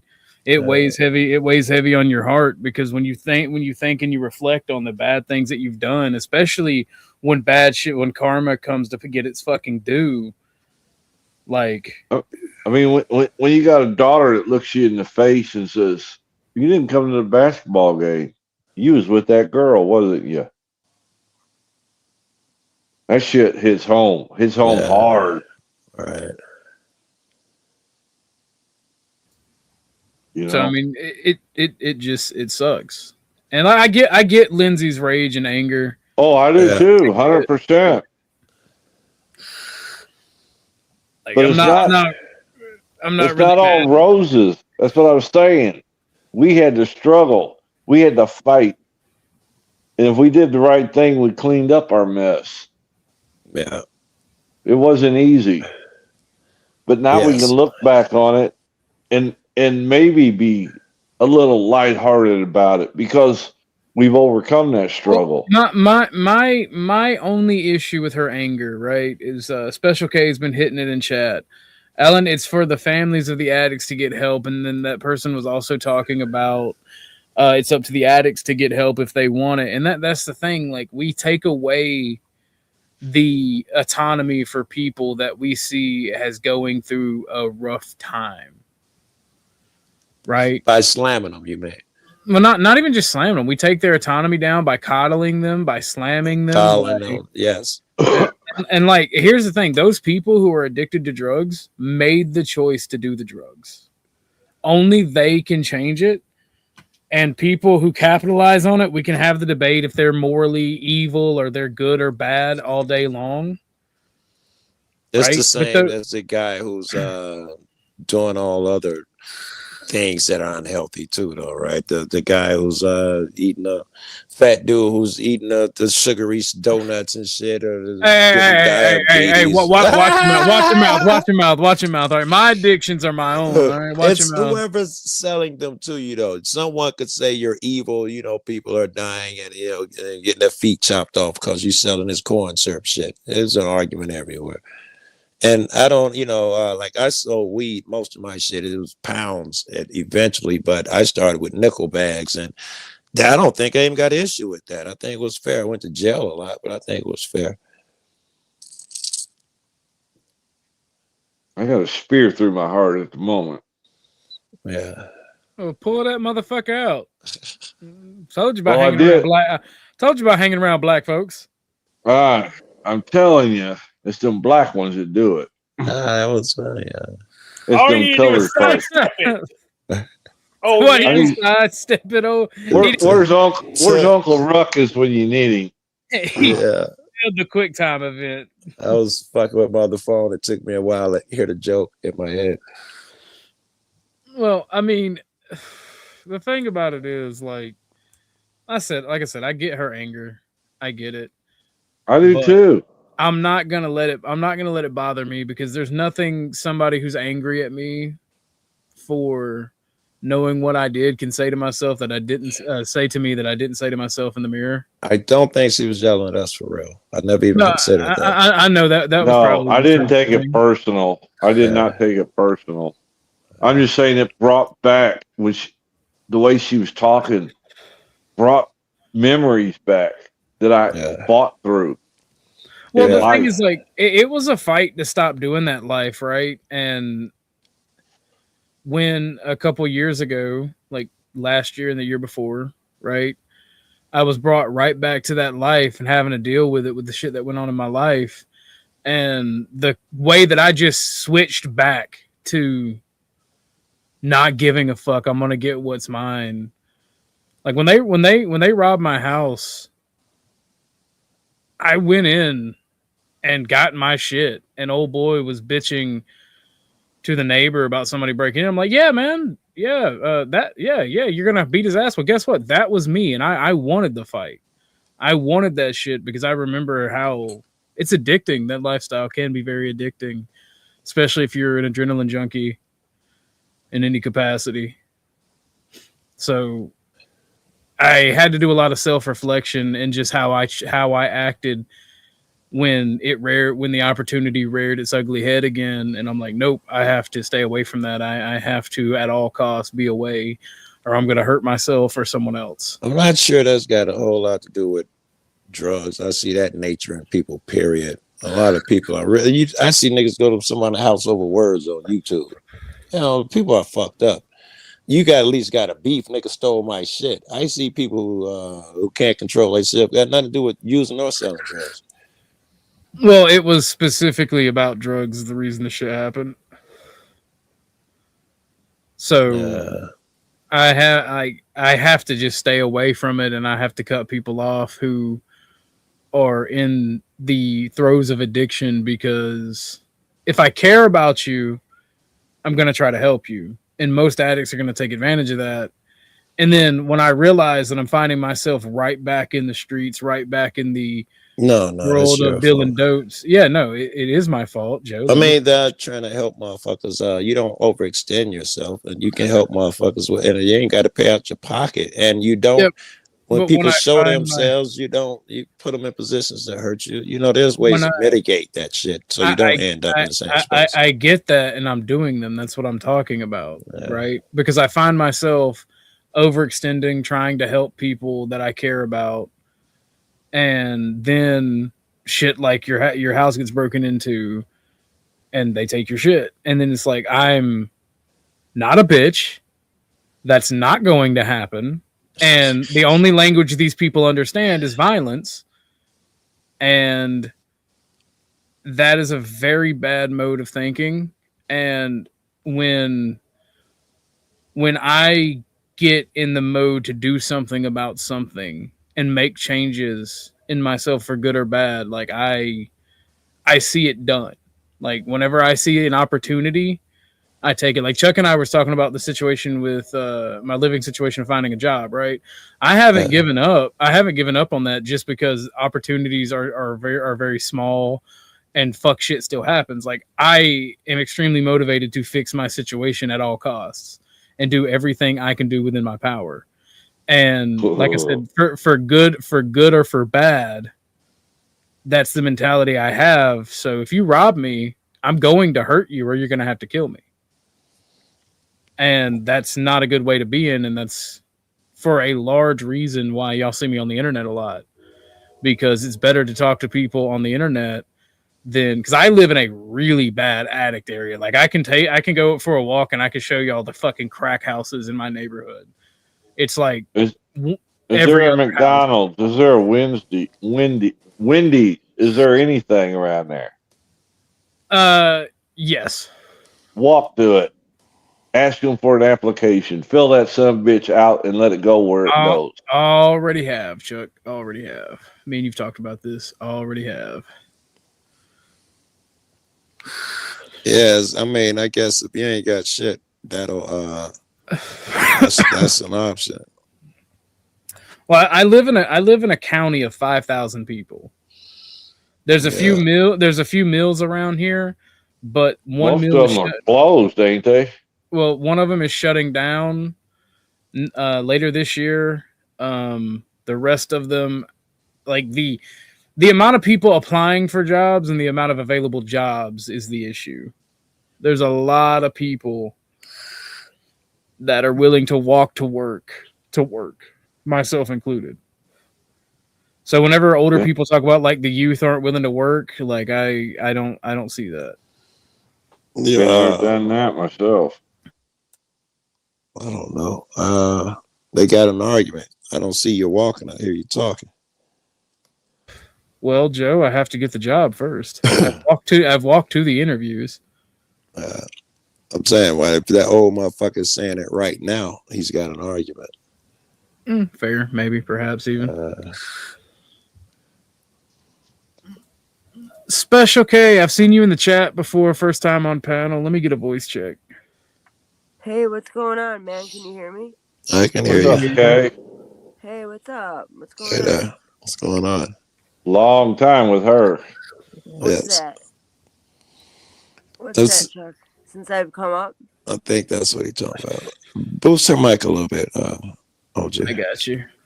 Yeah, I don't could know. hardly hear. I'm on my iPad. I don't really know how to. I got you. I turned you up. I appreciate it. Hear you now. What's going on, Chuck? Joe? Oh, not a whole lot. What's up, crazy lady? I mean, you guys kind of know. I mean, this is kind of my topic in a sense. Yep. I've been up and down those stairs, you know. But I know with you, Chuck. I get that you've come a long way and always tried to, resonate with Jack on that situation as far as losing your family. And I always felt like you were kind of like his mirror, you know, in the sense that he would get so like angry or just wouldn't want to face it because. Miss K, one second. Oh, Hank, I'm sorry, Orthodox. My bad. I am so sorry, Hank. We got a dono from Hank 30 minutes ago. My bad. My phone, my ringer is busted. So if people send cash apps, the reaction time is going to be a bit slow. Again, Hank, I apologize for not getting that. Hank says tip. I appreciate it, Hank. Miss K, I'm sorry for interrupting, It's but money talks. You have the Yeah, floor, just darling. a tip. Just the tip. Miss K's been fighting this a long time. I know that. Yeah, no, hey, Orthodox, I appreciate you having me, brother. And I mean, you know, as far as I joined that Ko-Fi thing, the coffee tip, and my Cash App card just expired. I gotta get a new one, and otherwise I'd put a few. Don't bucks worry in there. about it. Don't worry about it. No, I Just mean, leave a like. I did it. I did that already, Chuck. But I mean, you know, I Well, feel thank bad you. because I know how it is. You know what I'm saying? And I don't know. I don't like, you know, I feel like you having me up and just in the chat. I appreciate it. I you know, I see you and I've got gratitude for you. So thanks for having me. But you know, as far as you talking, as far as like, you know, the just slanging the stuff, it's like I feel in my sense like they're gonna get it from someone else if it weren't from you. You know what I mean? Anyways, like that's how I think. And I live in Chicago, and I mean Joe knows out here. It's like you see someone at least back in the day out on the west side, you'd see people like trying to like go to the spot where the Fetty was at, and it's like, oh yeah, you know, it's like that's where people have been dying and people are running to that spot. I mean, it's wild, you know. Then you got 9-year-olds like, you know, doing security on the blocks. It's like really, I don't know if it's still that bad, but back in the day, like when Cabrini Green was still out there, it was hardcore.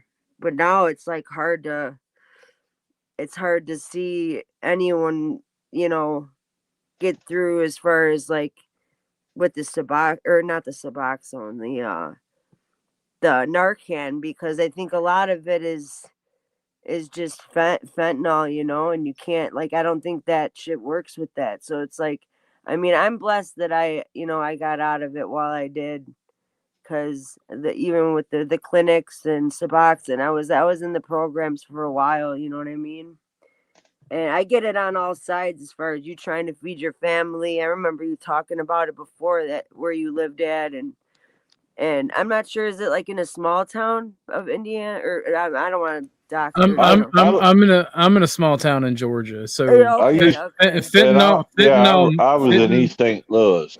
No, we didn't really get Can y'all hear affected me? by the. Yeah, we can hear you, Joe. Can you hear us? All right. I can hear you. We didn't get affected by crack, but meth and fentanyl is been apocalyptic here. You ain't ever picked up a crack whore? Oh my goodness. I I have. mean, meth whores are objectively better because of the lack of teeth, but I digress. Oh, The thing, crack does the same thing. no, but and no, I've never picked up a meth whore. That is just a joke. I don't. I'm I'm I all picked about up a crack money. whore. I did. I'll admit it. I picked up a crack whore. Yeah, Not- ran into one randomly at a service station in a crappy part of Oh, town. that's where I met mine at. my thoughts on that, right? When I first got into selling, I was running a flop house, letting people crash and stay, and Like a trap? selling them dope. Is that like a Something, trap some- house? something. No, I wouldn't call it a trap house exactly. We got them in But Chicago. I but was they I was get renting I kicked was out. renting I was renting rooms and also selling to people. And this one chick in her, I'd say she was in her 30s. I want to say mid to late, but drugs age people, right? And she was so scared to do it alone that she just kept following me around. She's like, just make sure I don't overdose. And I'm like, just don't do it. I don't fuck with needles. And she just kept following me around, want me to watch her inject her. So I'm like, it really fucked with my head. I don't like that shit. So Dang, yeah, that's hardcore. I stay away from, like, she would not leave me alone until I watched her inject it and made sure she didn't overdose. Like, got to the point she threatened to stab me with a needle, and I'm like, bitch, if you stab me with that needle, I will shoot you. Damn, bro. I used to Like, do that with I drunk. promise. I kept a bottle at the house for the late night guys that wanted to get help. I kept a bottle just so they wouldn't fucking go into the DTs overnight until I could get them into treatment next morning. What does that mean, a Chuck. bottle? A bottle of booze. Oh, If they get sick, it can make them through to the next day. But we can take Yes, treatment. just to get them through to the next day. Jordan Yeah, knows they what I'm talking shake and about. shit. Alcohol's like the worst detox or the worst like withdrawals you go through. I mean, That's Guy, crazy. I know did how you- bad it is. I died twice from it. That's all I know. I don't. I just. Guy, did you took have one- a baton as a discipline stick? A baton? No, or a bat? I had a 12 gauge Savage shotgun as a get the fuck away from me. And then hey, you gotta roll like that when you're fucking around with. oh yeah, no, I had a gun safe that had an AK-47 mini in it, an AR-15, a Savage 12 gauge, and all my guns were legal. Like I couldn't own pistols at the time, but I had them. I had a 9mm Glock that I kept on me at all times, and because I say the Savage was for the beat 'em up stick, but no, like what I had on me when I was talking to the lady, because like she's like, I'll stab you with this if you don't just sit here, because like the more that they can't get that fixed, the longer they go, they start getting aggressive as fuck. Bro, and not to interrupt you, but like as far as the ice goes, like I don't know how like that, like I know they can get really like the psychosis shit. Like it like I've seen some really like crazy. Well, that's stories. what the fight I mentioned over my father was, because I had a bunch of addicts, and it was me and my dad staying there. My dad was also an addict, and Okay. I had a bunch of meth. And my dad's like, "Yo, son, let me get this. Let me front it. I'm your pop. I'm good for it." And I'm like, "Dad, I'm like, fuck off. You know better than anybody else. It's money. Fuck off."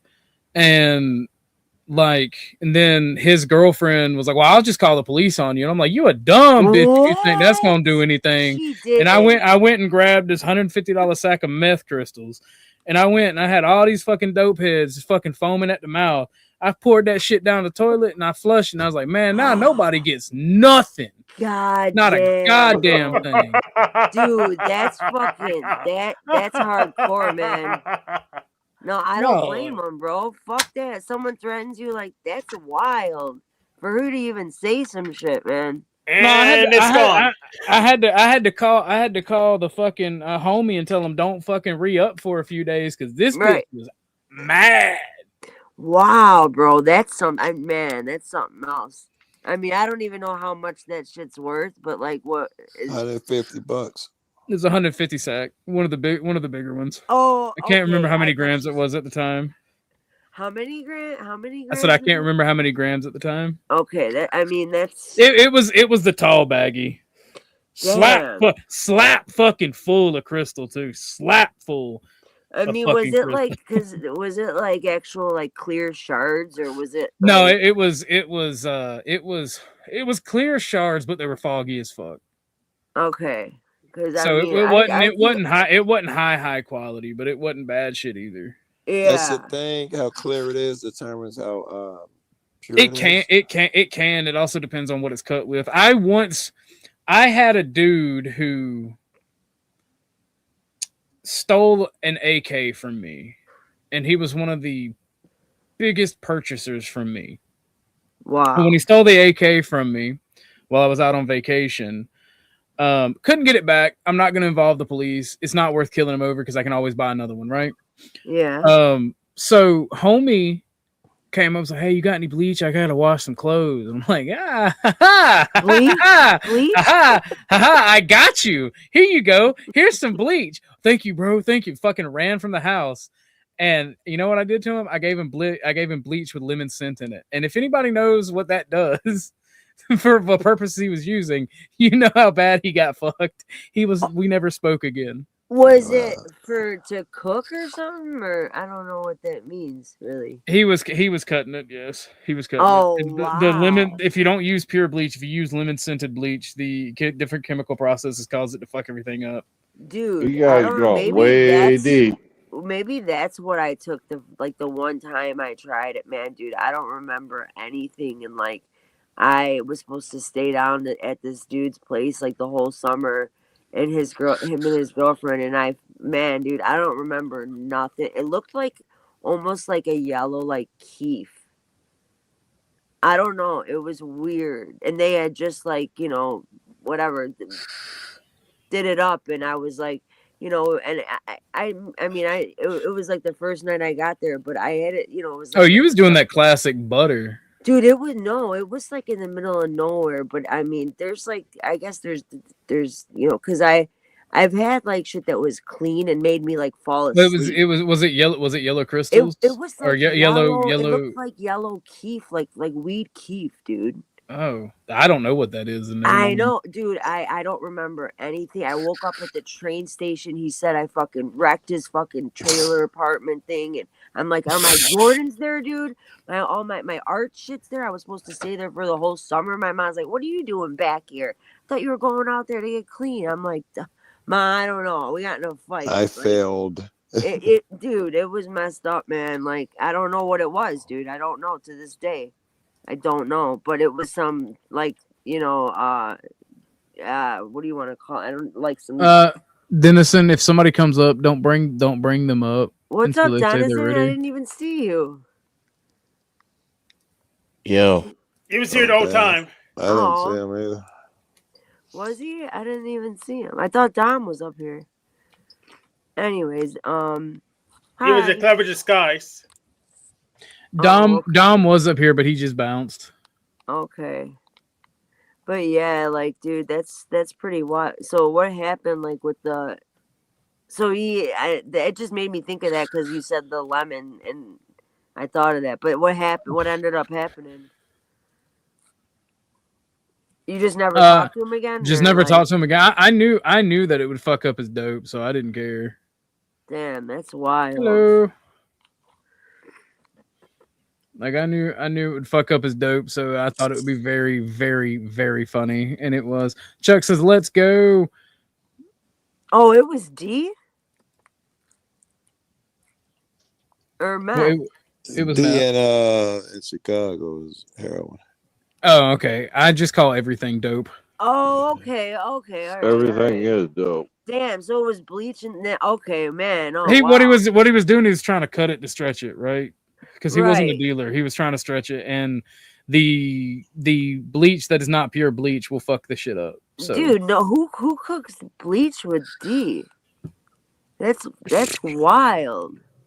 I got a friend. I mean, don't you usually, Joe? Don't you usually use Dorm or what? What? Yes, but he's not talking about dope. He ain't talking about dick. He's talking about crystal Meth. meth that apparently you use I- bleach oh, in I the thought- process. Welcome to the show, Beth. How are you doing today, darling? Hey, Beth. Thank you, OG. It's good to see you. I'm sitting in a hot bath, so. Hold on. Let me get my Pictures or don't count. Yeah. I need to take. Hold on, that's me FaceTiming you, Beth. Hold on. Pictures or don't count. Oh, OG can vouch. OG can vouch. Yes. I'll just put bubbles. She looks great in the tub. Yes. Yes. I'll just put bubbles on the camera, and we'll see how you like that. Let's go. As Chuck said, and again, thank you for the dono, Chuck. Let's go. With the Gonzo, I love that pic, dude. I had a buddy, man. I thought this was really, really slick. I was middlemaning for a guy who wanted to get some shit. And the guy I got it from, when he gave it to me, the guy who bought it, it was only like a gram or two. It was a really small amount. He was like, you know what? I like this so much. Ask him how much he got. I want it all. I'm like, hey, dude wants it all.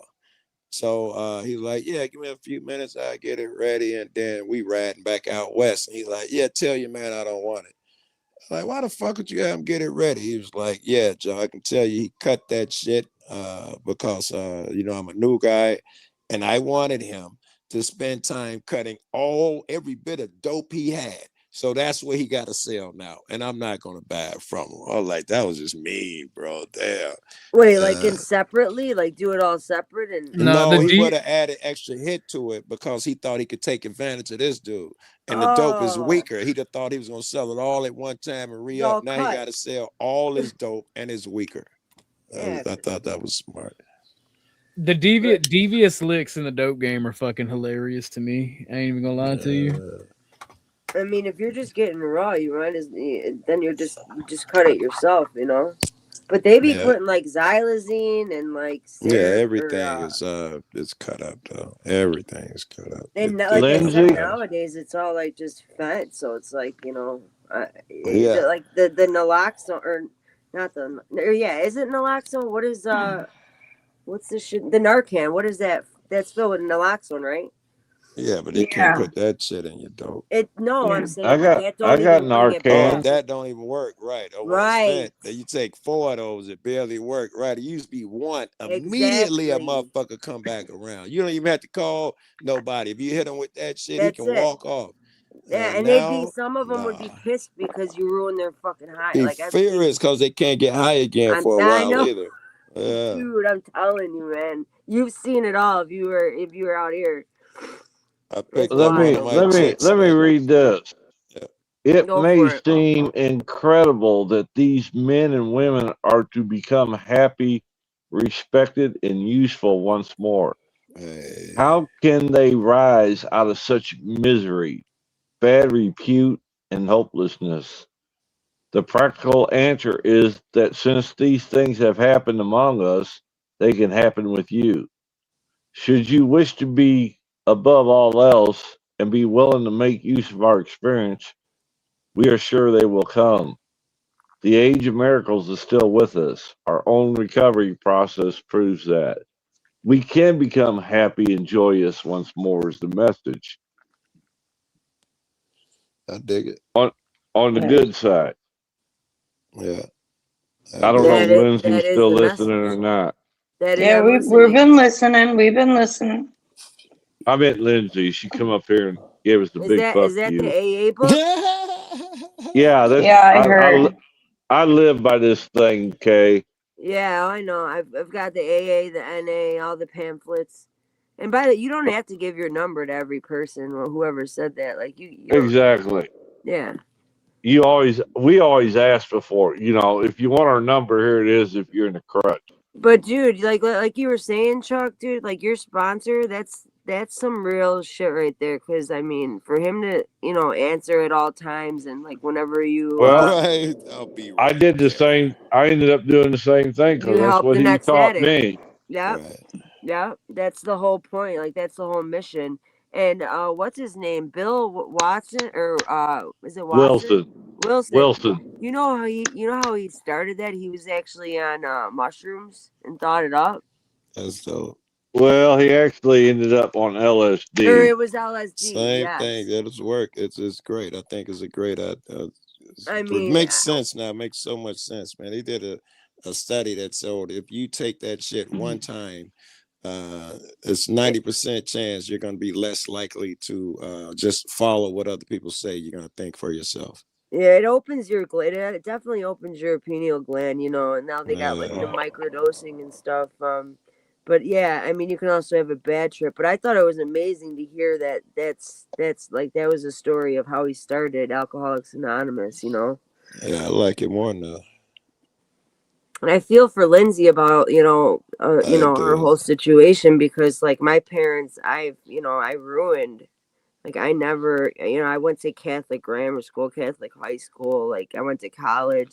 I didn't ever expect to, when I grow up, I want to be, addict. Oh, ain't that the truth? Right. And I hurt my family, like, but my sister and my mom ended up like running Al-Anon for a while just to help the families who were struggling and didn't know what to do. So, I didn't hear Lindsay's story, but I can tell She didn't tell one. She just yelled, and I get where that's not true. Oh? She did. I gotta put it back up. I'm still editing it. I think maybe she probably lost someone close in her family. Maybe I'm just speculating. But the other day, Chuck went at it for hours. Well, Chuck probably knows everything. That's what I was posted yet. I was talking about. She didn't tell a story on this channel. Right. I'm not sure how close we are, but like, I've been through that myself, where my ex-husband was hiding a severe pill addiction, and he put me and the kids in a horrific financial position where he owed multiple people hundreds and hundreds of dollars. And wow. Even after our divorce, he came to me once begging for help because he owed his dealer like $700. Right. And damn, Beth, that's tough. I'm sorry. Yeah. Walked out to the garage one day, and the old lady wanted to know where all her old stuff was at. Oh wow! And I'm like, well, there's multiple pawn shops. Which one you want me to try first? Yeah, he pawned the guitars I bought him for Christmas presents over the years. He pawned all of his dad's jewelry, his mom's jewelry, and I mean they're dead. So it's like he pawned pretty much everything, and it's and even then that you can never get back, though. It sucks. Even then, though, it left me and the kids in a really bad lurch. Did he ever clean up, Beth? I'm just curious. Did he ever clean up? No, he looks horrible, dude. I spent 20 years with the man, and the last time I saw him, I would probably walk past him on the street. He's so skinny. I've never seen him that small before. And he just looks horrible. He's losing his teeth. He looks horrible. My heart hurts for that. Definitely. And then he barely sees our son, which is good and bad, because our son loves him. But I didn't want to cry. Our son loves him to pieces, but our son is also 17 now, and he knows what his dad does. Dad has openly told him that he sells coke at work, and it's like, oh, isn't that special? Wow. And our kid, all he's ever wanted was his dad to be proud of him. So he hangs in there. A mom's love and a dad's respect is what you want. Yeah, and it's not like you can even probably co-parent with the situation, right? Yeah. No, there's no co-parenting. He's no. I mean, I know you're proud of him. I've seen on flows it was his birthday or something, and you seem really close with him, so he's really lucky to have you. I'm really lucky that he and I are as close as we are, and we can talk about just really anything. And he's very blunt with me and upfront, and I don't need to demonize his dad. You know, I don't have to do that. Dad's done a good enough job of that on his own. Yeah. So And I that's just try to awesome. support That's, him. sorry to interrupt. Any- That's really cool that you don't throw that in his face though, or like talk about it, because it's really like, you know, it's out of your hands type thing. Like, Yeah, and that's what I tell him. It's like, sweetheart, you know, just like before, you know, because when we split up, there was a significant amount of domestic violence that had been going on, and he hurt me pretty bad. wow, So, no, I'm and sorry. the kids saw all of that. So, like, That's really brutal, didn't have, man. I didn't have to say anything because they saw it all. And it breaks my heart for my son. But I just try to encourage him and support him. He wants to see his dad. He can take my car and drive himself. He can make his own schedule. I don't need to be involved in that shit. You know, OG was talking about shutting off feelings earlier. Sometimes And you kind of have to. there was only one time in my entire life that I told my dad that I loved him, and he told me he loved me, and that was at the end. I think my old man only told me once too. And I hope no kid has to go through that. My son, he used to tell his dad he loves him all the time. Ever since Well, the you incident, can't love a druggie. the It's incident hard. when I got hurt, he never said it again. He never said it to this day. I'll, you know, happen to be doing something in the kitchen as he's on the phone with his dad coming through, and I'll hear my ex tell him, you know, okay, well, I love you, buddy, and he's just like, yep, talk to you later, bye. And it's like, oh man, it breaks my heart. I hate it. Well, hurt does a lot of damage. It does. I think that it applies to these people up here who are hurting up on these panels and want everybody to hurt the Stevens and shit, and just want everybody to feel miserable. It's just they've been hurt and trying to spread it. Agreed, Joe. Well, what's that old saying? Hurt people. Yeah. Right. Misery loves company. I was just gonna say that too. Yeah, right. And it's kind of like you know, we've all been through, like, you know. So did you really do any like Al-Anon or anything like that, Beth? No. You're a tough cookie, for sure. It is what it is. I had my own therapy that I needed to go through. Because like I met him when I was only 17, and we hit it off like from the start, and he was significantly older than I was. And like I said, I mean, I was with him for 20 years. So. I was just gonna say that. Yeah, that's a long time. So it's like, you watched him get into his addiction. I was just gonna say that. I think so it's really weird.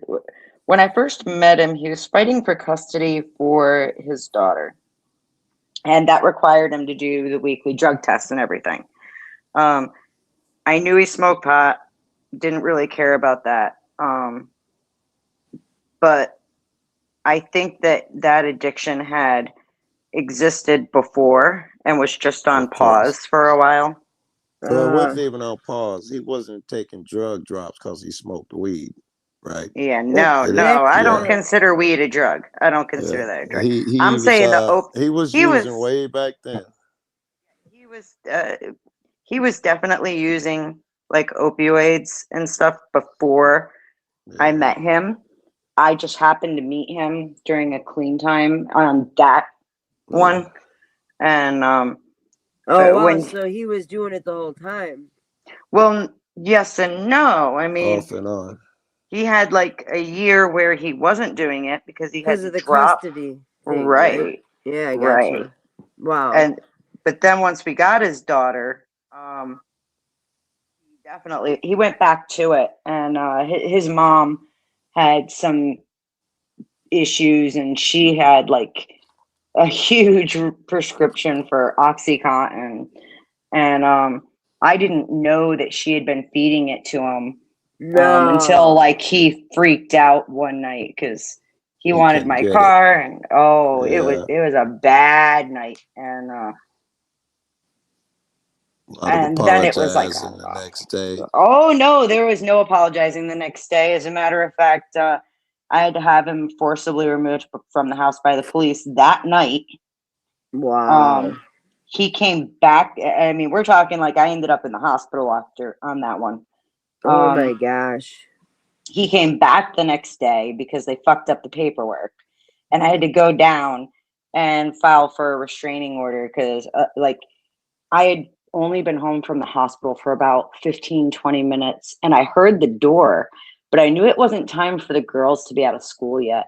And he came walking in, and I fucking froze. And I'll never forget, he looked at me and he said, "Go put some fucking makeup on or something." What? And he went upstairs and he went in our room and he turned on his Xbox. And How I was like, bizarre, dude. Holy shit, that's scary. Like I'm curious, and you called the police, or you I sat took off. quiet like a church mouse? Okay. I took off. She got the fuck out of there. I was quiet as shit, and I left, and I did not go home until I was sure he was not there and could not come back. That's wild. I mean, because have you guys ever seen the show Dope Sick? I have not, but I've seen it in real life many times. It explains like the whole like the Purdue and the Sackler family and how they, you know, put on the back of the box, they had that black square saying to all the salespeople that it wasn't addictive. Mm-hmm. So like, you know, do you remember like the pill mills in Florida? Yeah. There's a documentary called Pharmacist, and you watch this lady fucking filling prescriptions, and the line was out the door at like 3 in the morning. Yeah. Down the block, out the door, and just paying cash. I mean, people walking in there with, you know, one crutch and just getting their script. Yeah.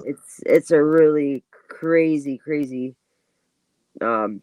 documentary. But she ended up getting arrested and I think got like 4 years of probation. The doctor, she's on there too, but she got her license taken from her. I mean, that was like the, you know, the start of where they made the oxys into like Roxy's to where you couldn't crush them no more, you know. I remember that.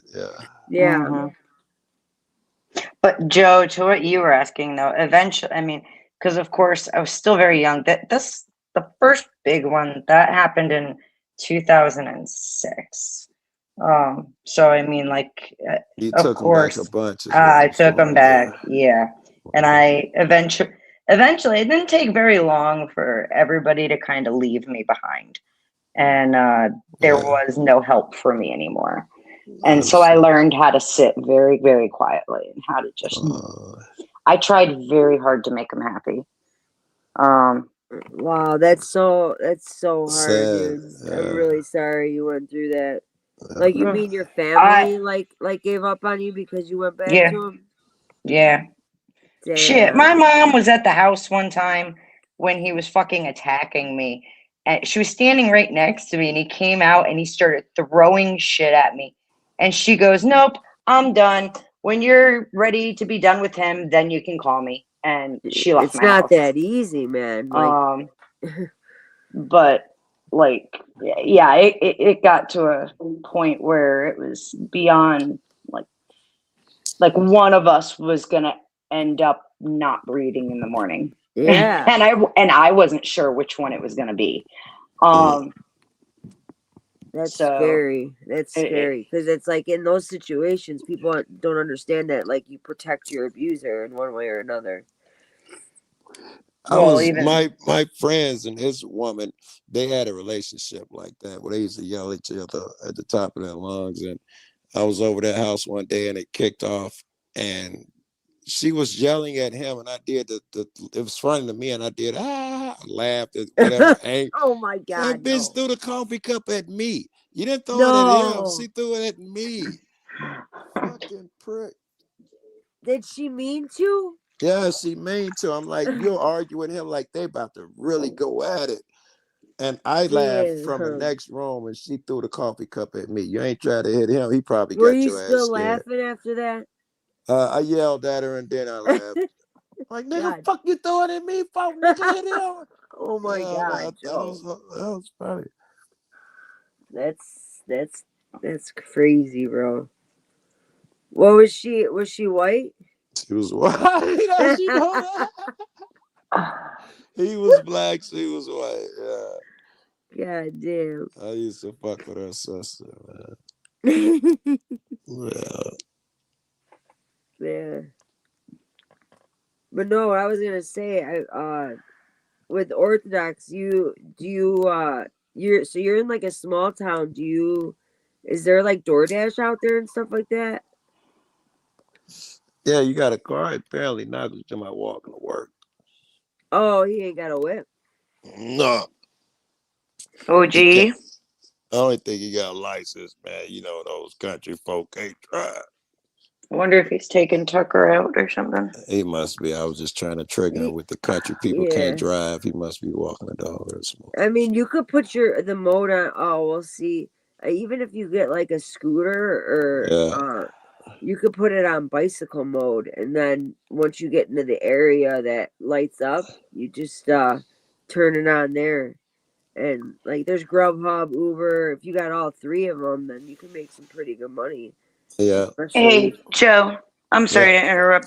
Let OG know. I'm gonna go wash my hair. I'll hit you guys back up when I get out of the tub. I had to step away and get some water. My bad.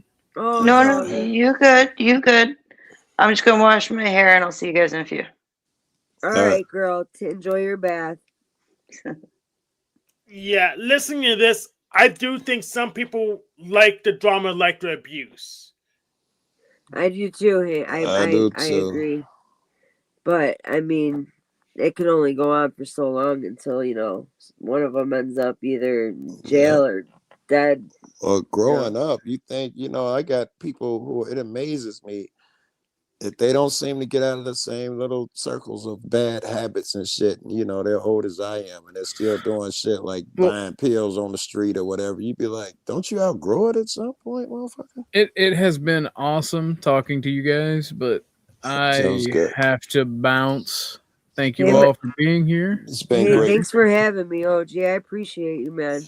You're welcome anytime, Miss K. You're welcome anytime. All right, appreciate y'all. Much Take love. care, guys. Yeah, much love. Deuces.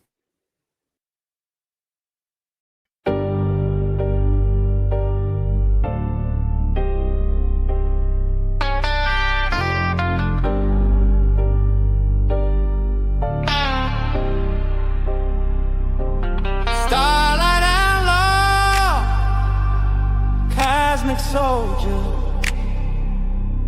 Give me